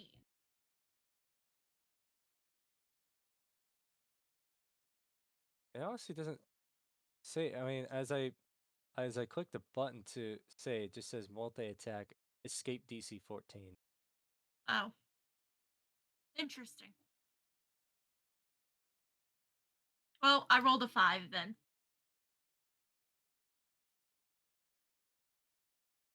Okay, so I'm gonna say that it does grapple you. It slams both of its arms down and grapples you. Okay. Yeah. Both attacks hit a medium. Wait a minute. Unless it's saying that. Oh, wait, hold on. I think I understand now. It's the Shamming Mound makes 2 of the slam attacks, the actual slam attack. If both Okay. attacks hit a medium or small target, the target is grappled. Okay, now I understand. Sorry. So it's going to make 2 slam attacks, and the first one is a 19 So yes. for 13 damage. Oh. Oof. And the second one is a 10. That one doesn't hit, thank God. Okay, because that was a 12 damage. That would have taken me down to 1 hit point. All right, so it swings one arm at you and hits you pretty damn good, pretty hard, and you're able to escape the second hit. Okay, yeah, Oh. I just wasn't understanding that because like it just says slam down or Right. yeah, makes 2 slam attacks, and slam wasn't like highlighted or anything. If it was highlighted, it would have. I mean, it would have said, "Oh yeah, slam the attack, slam." It just Right. says slam, and it's just like thinking, okay, do I need to have you do this, that? Anyways, yeah. So it is now your turn, Reagan. Well, I'm pissed. So I'm going to stack it. Yeah, bop it. Twist it. Of course. 9. Yeah, that doesn't do it. I think that attack may have hurt you a little more than you thought it did. And you attempt to, but as you raise your arms, you feel the pain kind of hit you harder than you thought it would, so you kind of wince. And you're kind of like, oh, takes you a moment to regain yourself, so that'll be your turn. Back up to Gwen, who sees it attack Reagan, and I don't think I've ever had Gwen be pissed before, but he definitely is feeling the hatred.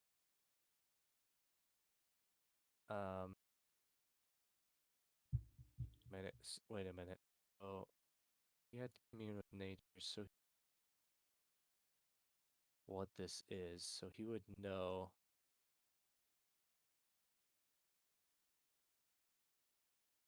Yep. Okay. Hold on, let me just scroll through this really fast.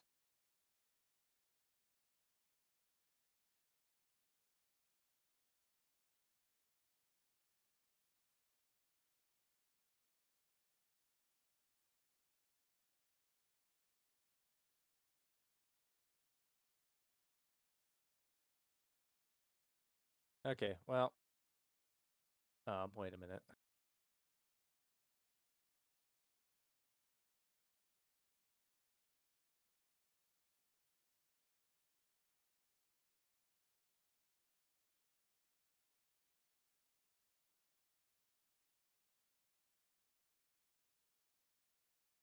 Okay, so I can't use that. Okay, yeah, but yeah, he's gonna use that spear again with a wee bit of anger behind it.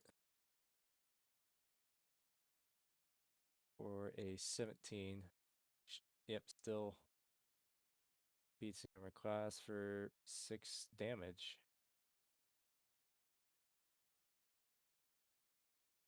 Yet again, stabbing at its back. This thing is still fucking standing.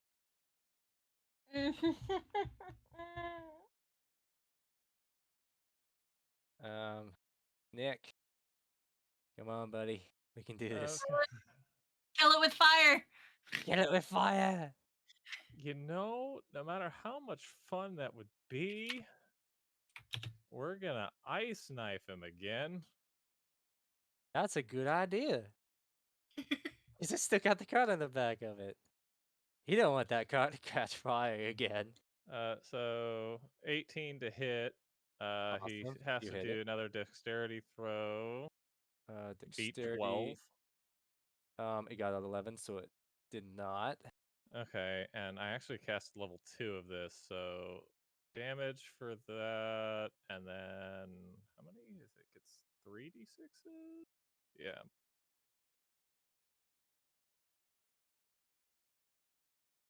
Plus an additional 6, so 10.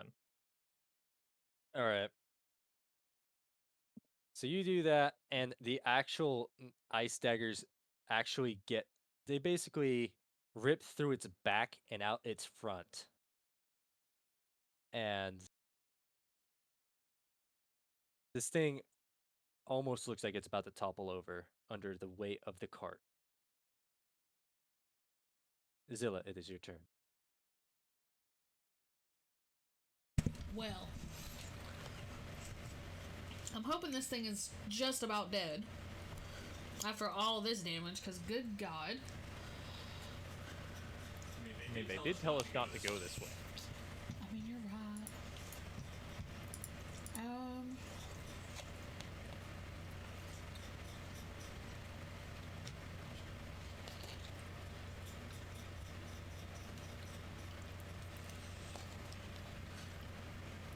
I guess realistically, I'm just gonna longbow with Colossus again if I can. You don't. 17. So I think that You hits. hit. Oh yeah. And 7 plus 6. 13. All right.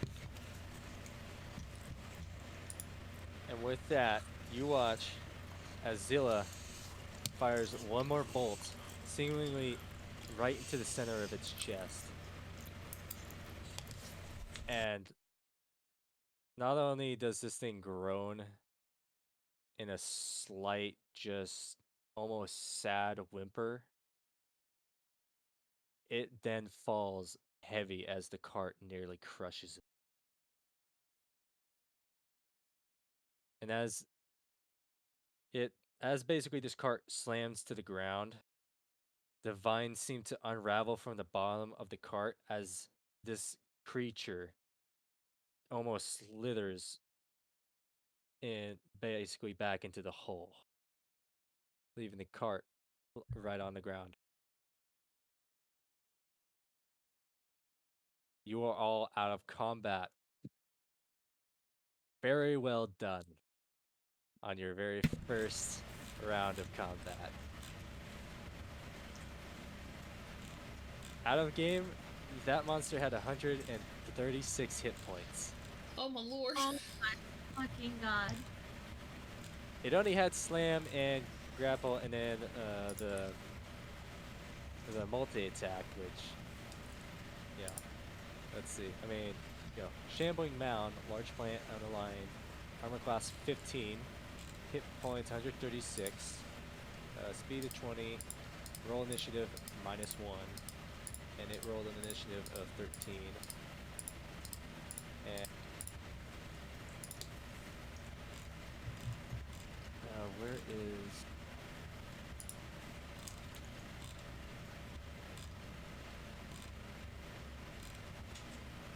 You all wonder why I'm 60 feet away from the damn thing the whole time.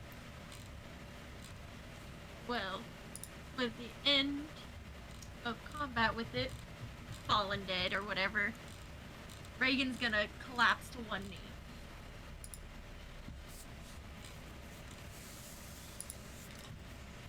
Run up. Everybody okay? I think I'm a little worse for wear, but I think you guys might need a little more health than I do. Nah, just got stretch. Just give me a minute.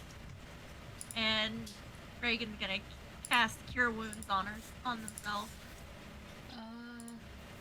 Zila will also cast Cure Wounds on themselves.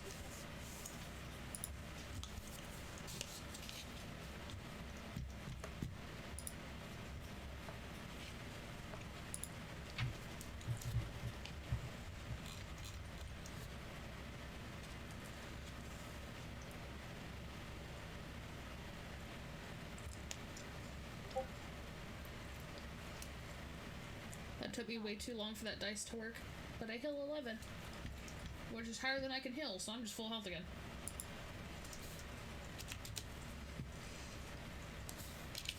And Reagan's also gonna use the Lay on Hands to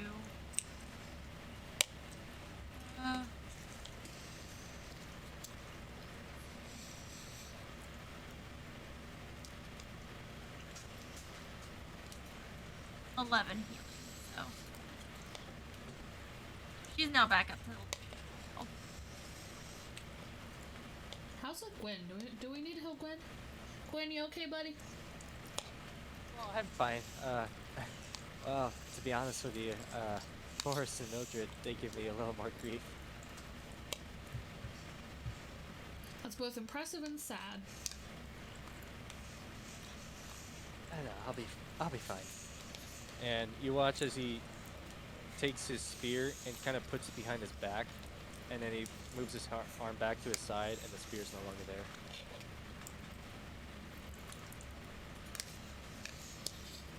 Well, I've got a couple of bit of healing left on me if you need anything. Oh no, please. I think Nikolai's scratches might be worse than what I got. doubt it. Nick, do you need anything? Nah, I'm alright. I'll be fine.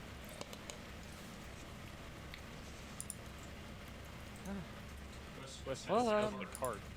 Yeah, I was about to say, let's take a look at the part. How's your pot? I'm gonna roll. Do I have to fix the fucking pot again? You might. It may have gotten a little bit dented and maybe possibly flattened. Oh my god. Can you use Mend again? I can basically use it however fucking much I want to. Oh yeah, Mending is one of those. Yeah. But Nice. don't know if I can fix a flat fucking pot. I can fix tears and holes and shit like that. But flat? Probably not. Oh well, it was a good pot anyways. I could always give me a new one. I guess we're just gonna have to go off the field rations until I get myself one. I'll probably be able to find one in Cancun. Well, at least we're all alright, and the horses are alright. How's the cart? Aside from, slightly charred. Well, let's see. The cart actually slammed down pretty hard on its axles. They didn't break, but you can definitely see that, underneath the suspension and the actual axles there's some obvious, like, I feel like that's not something mending can fix. damage. I mean, yeah, it didn't snap, it didn't break, but, you can definitely see it is very, very fatigued right now. They're like, I can pick cracks.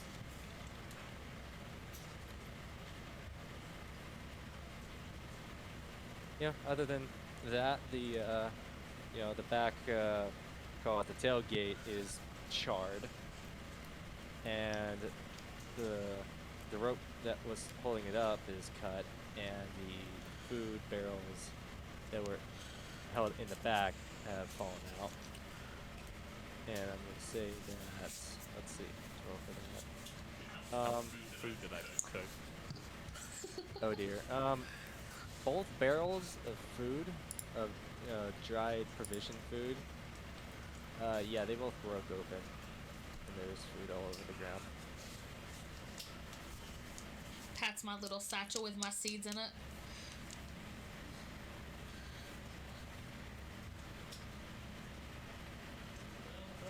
Good thing. How far are we from the next town? Have you looked at the map? Alright, so you were halfway through the forest area here, and you left morning. It was pretty close to nightfall right now, so looks like we're camping here. Probably gonna need to figure out how we're gonna get the cart around itself so that it doesn't fall into the hole. Oh yeah, there's a hole there. Yeah, basically the cart itself, the axles are just barely over this hole now, and you can still see the vines underneath it, but you're pretty sure that if you were to hook up the horses and pull it, that whichever rear axle, the wheels would fall into this pit, and you're not 100% sure if the twigs will hold the weight of the cart. I mean, I'll have you roll for that. So my suggestion is that Mr. Fireboy over there should cast mending on like the cracks in the broken part and see just what can be fixed. Just spam mending. That's gonna tire your ass out though. Yeah, I'm gonna say, let me do this.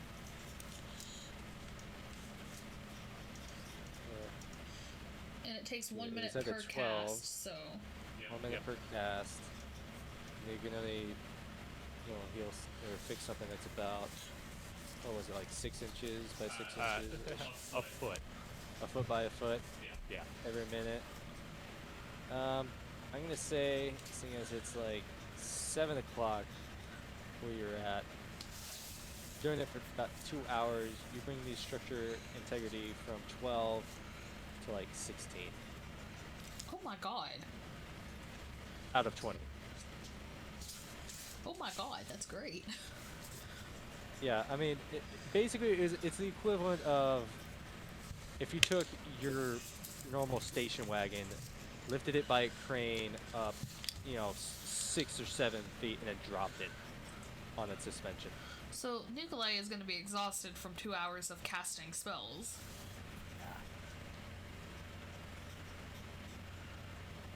So Nikolai is completely exhausted.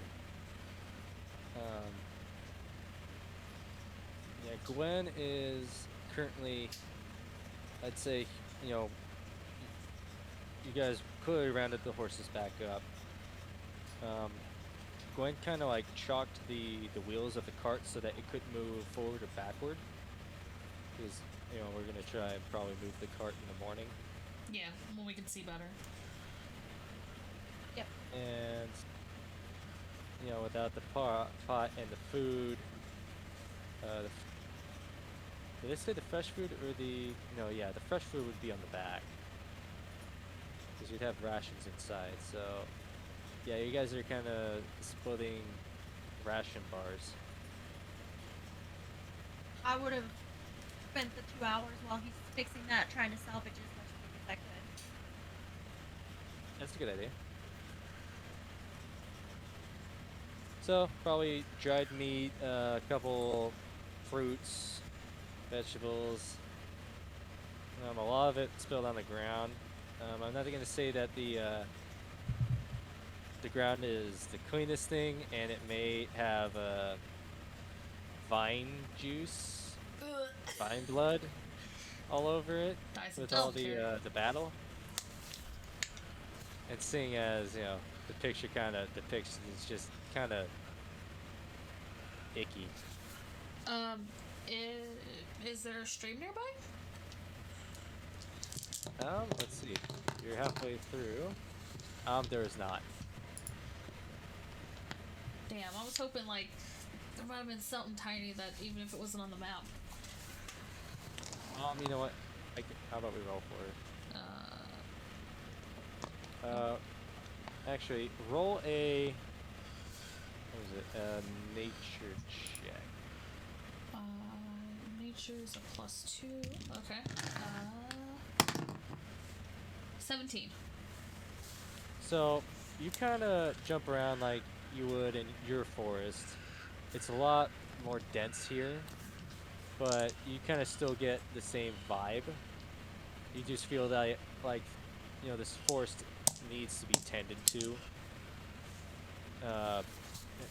But as you're running around, you do spot a small stream that is actually coming out of the trunk of a tree that is growing out of the rocks. Neat. Cool.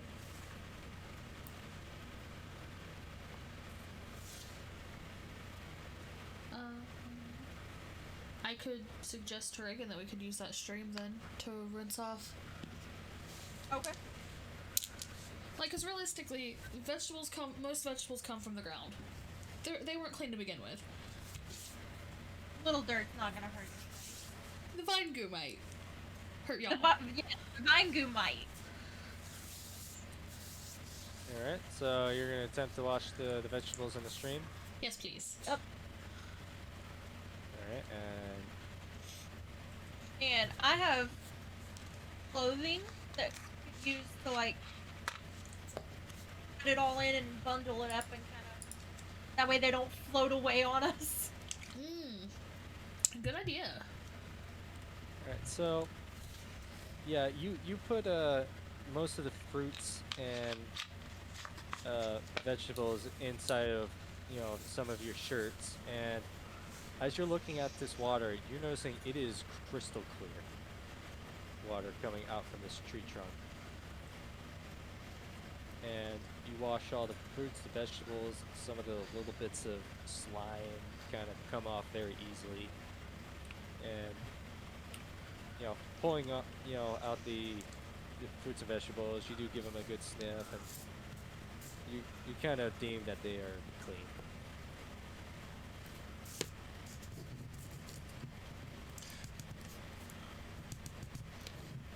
Cool, less of a waste of food.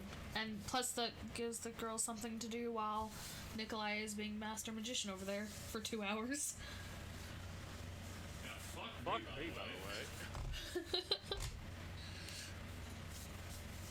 Alright, so while you two are doing that, and Nikolai's doing that, so, okay, when the girls get back, Gwen is taking the 3 shrubs, or the 3, the twig blights, the bodies of them, and he's dragged them all into not essentially like a pile, but he's basically lined them up like they were dead bodies and has put their so-called arms together. Oh, is he giving him a little funeral? It seems that way. Oh my god, he's so adorable!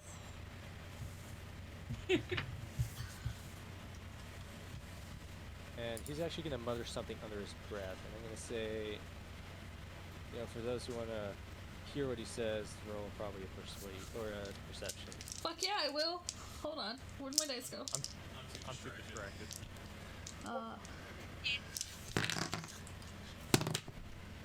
14 plus... The fuck is my perception?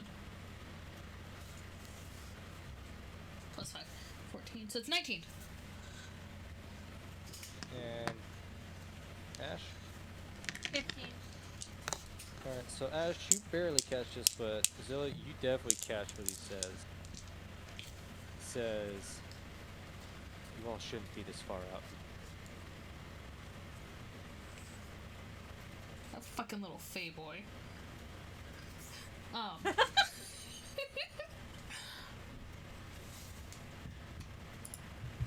Well, I will definitely choose to say nothing about that.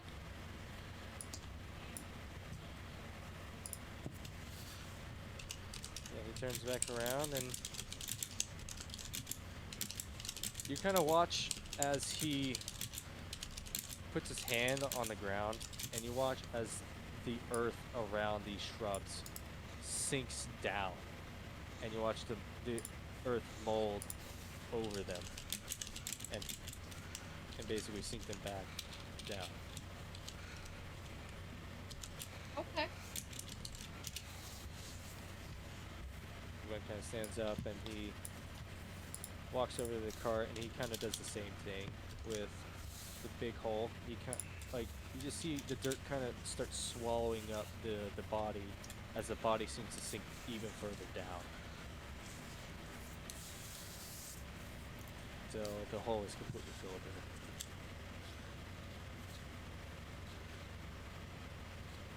Puts his hands together and he gives a small bow.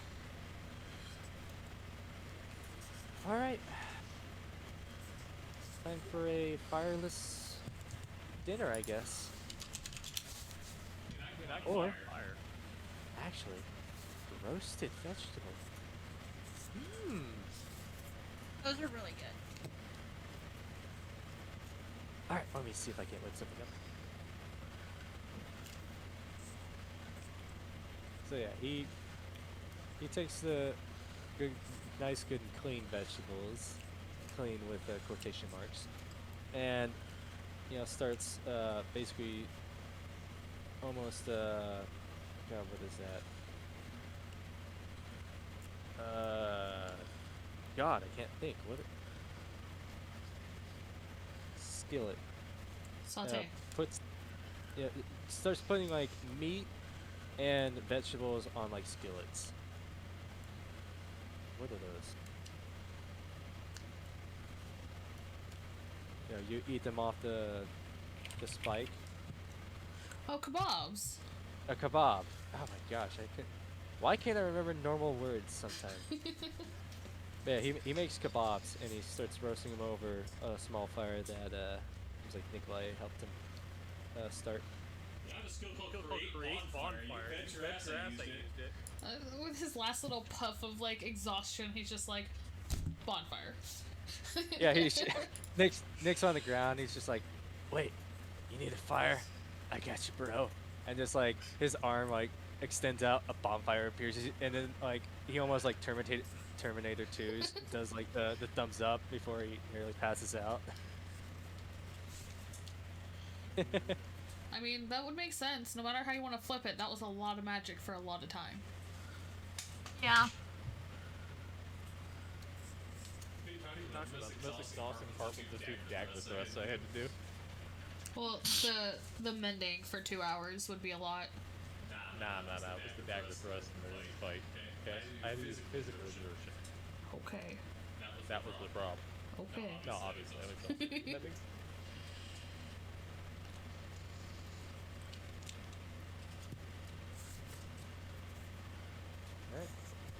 till you all eat.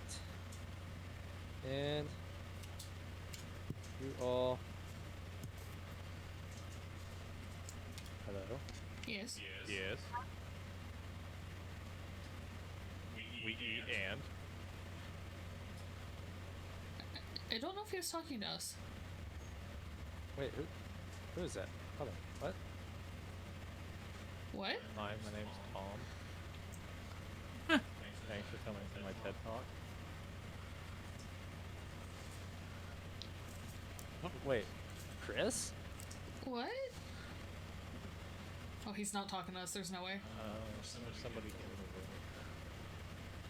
over. Or called him. We should do that sometime. We should just call him out of the blue. How are you in my Discord call? I don't see you on the. Wait. What? Definitely not in here. Hold on. Oh, Ryan was going crazy.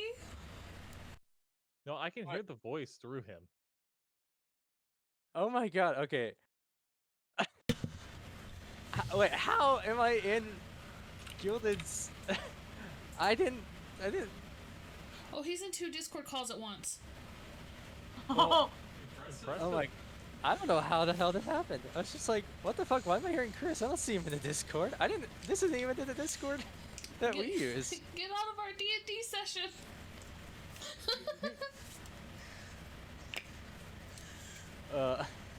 Okay, now I'm like half interested. We'll put the D&D on a slight pause because this is funny. Oh, what are you doing, Chris? just invading us? No, he's just invading you. He's not invading us. None of us can hear him. yeah. We're the only one that can hear him. Okay. Crazy. Yeah. Shakespeare. Rhyme's crazy. He's hearing voices in his head. Alright? D&D's insane. Okay. Our D&D's crazy. This is great because they're like, wait, who the fuck are you talking to? I'm like, I'm hearing somebody. I can hear the voice. Yeah, apparently Nick on my side can hear you, which is, Well, vaguely. Like snippets. yeah, very vaguely. One of my friends can hear you. This is, I don't know. Let's see. I thought I exited it out yesterday, but I guess I didn't. Well, shit. Yeah, but yeah, yeah. I'm playing D&D right now. I'm dungeon mastering for a group of friends. Hi, other group of friends that aren't as cool as us. I don't know. I'm in the group, which immediately puts us down a notch a little bit. Oh my god, Reagan, right? Yeah, well, seeing as it's my VR friends, I mean, this is it's Bones. It's the guy I introduced you. I was gonna ask. This is the guy we talked to at the living room Oh, a week ago. then we are cooler. That Ash wasn't there because Ash Yeah. disappeared for a week and a half. Yeah. Ash, there's probably honestly like another like crappier backup pot that one of us have. Definitely. Well, I'll definitely get you and my brother in to probably hang out with this group. They're really cool, Jill. Yeah, you've met them. Bullshit. I'm not cool. Chill is correct. Cool is not. That's true. He's not cool. I've got the S kit, so. Oh yeah, no, I do too. Alright. Which means So yeah, this is very funny. But yeah, I'll catch you later then. Yeah, I also have a mess kit. Yeah, Yeah. you too. Yeah. I'm not cool. Nikolai has a ring that prevents him from getting cold. oh wait, I take that back. I didn't choose a mess kit. I've got the Okay. other kit, so I've got a hammer and crowbar. Yeah, sorry about that. I left. I was apparently in my Gilded call. Right. It's like, what the fuck? Why am I hearing Chris? He's not in here. I was wondering why I was hearing Chris. I don't know.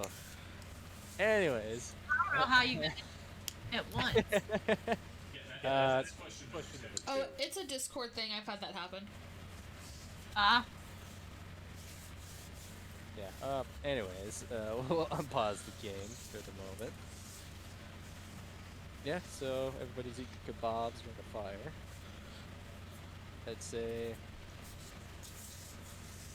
roleplay time. Eating kebabs around the fire. Nom nom nom nom nom. Nom nom nom. Honestly, I'm too tired to even do anything, so I'm just sitting there eating. Gwen's like holding up one of the kebabs and like is just holding it above your mouth and you're just like eating it. You're not even like sitting up, you're just laying down on the ground. I can see it. Here you go. Here's another one. All right. Thanks, brother.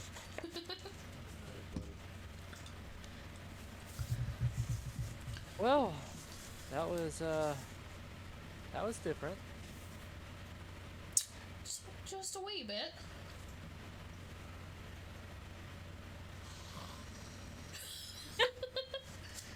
And Nikolai is he's out.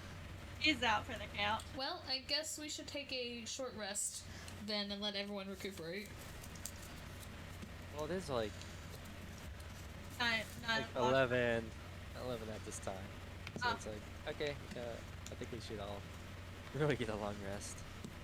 Okay. Okay. Long rest, alright, let's go. Take a long Got my rest. mace in the morning if we need it. And long rest is taken. Yep. Alright. And I'm Onward. wondering if I should have my long rest heal or not. What do you guys Or- think?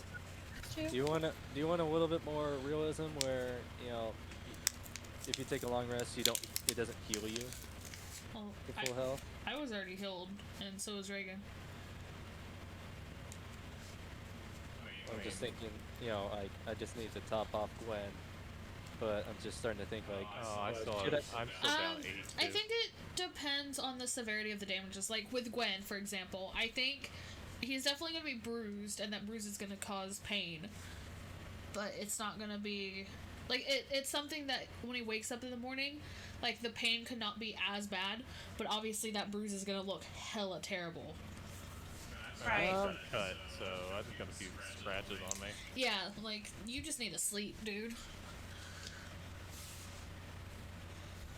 alright, so I'm gonna say we'll do it like the severity of it.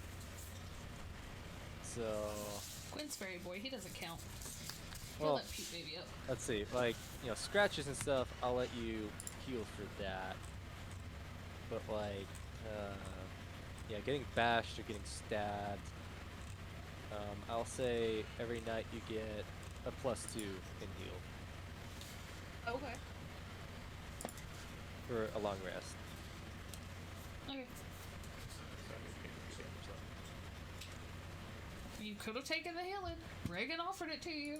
Fucking stubborn ass. It's fine. I can still heal you. Well, for I'm like, asleep. yeah, for scratches and stuff like that, you know what? Yeah, we'll just do a universal. You get 2 for long rest, +2 heal. Okay, we'll add that to my notes. I'll add that to the very top of my list of things. Mystic doesn't take notes. You do it. You're that bad player who doesn't take notes and relies on somebody else. But you're right, I take good notes. I mean, you should see my notes for my character from Kyle's game. I basically wrote down my entire character story like my character was writing a book, or basically like writing a journal about what was happening. Yeah, that's how I did it on with my elf character. All my notes were through her perspective.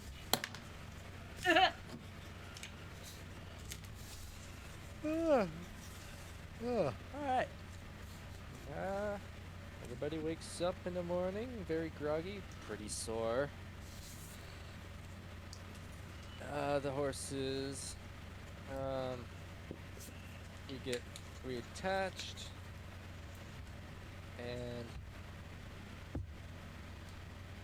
yeah, I'd say you get the mood back on in the morning, unless you guys have anything else. Nope. No? Though, might I suggest, due to the time and due to people working, we should probably Yep. end this session pretty soon. This was, yeah, that was right where I was gonna end it. Cool, because our session is currently 4 hours and 17 minutes. Awesome. Awesome sauce. Alrighty, so first real combat. How'd you guys like? I mean, the I frogs goofed were up good once. combat. Well, I mean, We had a zombie frog.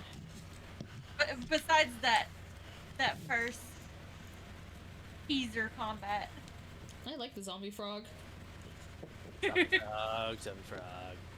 That's the I fun think of it the had- homebrew. It had I milk. yeah, you know what? This whole thing is a homebrew, so you know what? I've got to throw a little homebrew into it. Oh yeah. I need to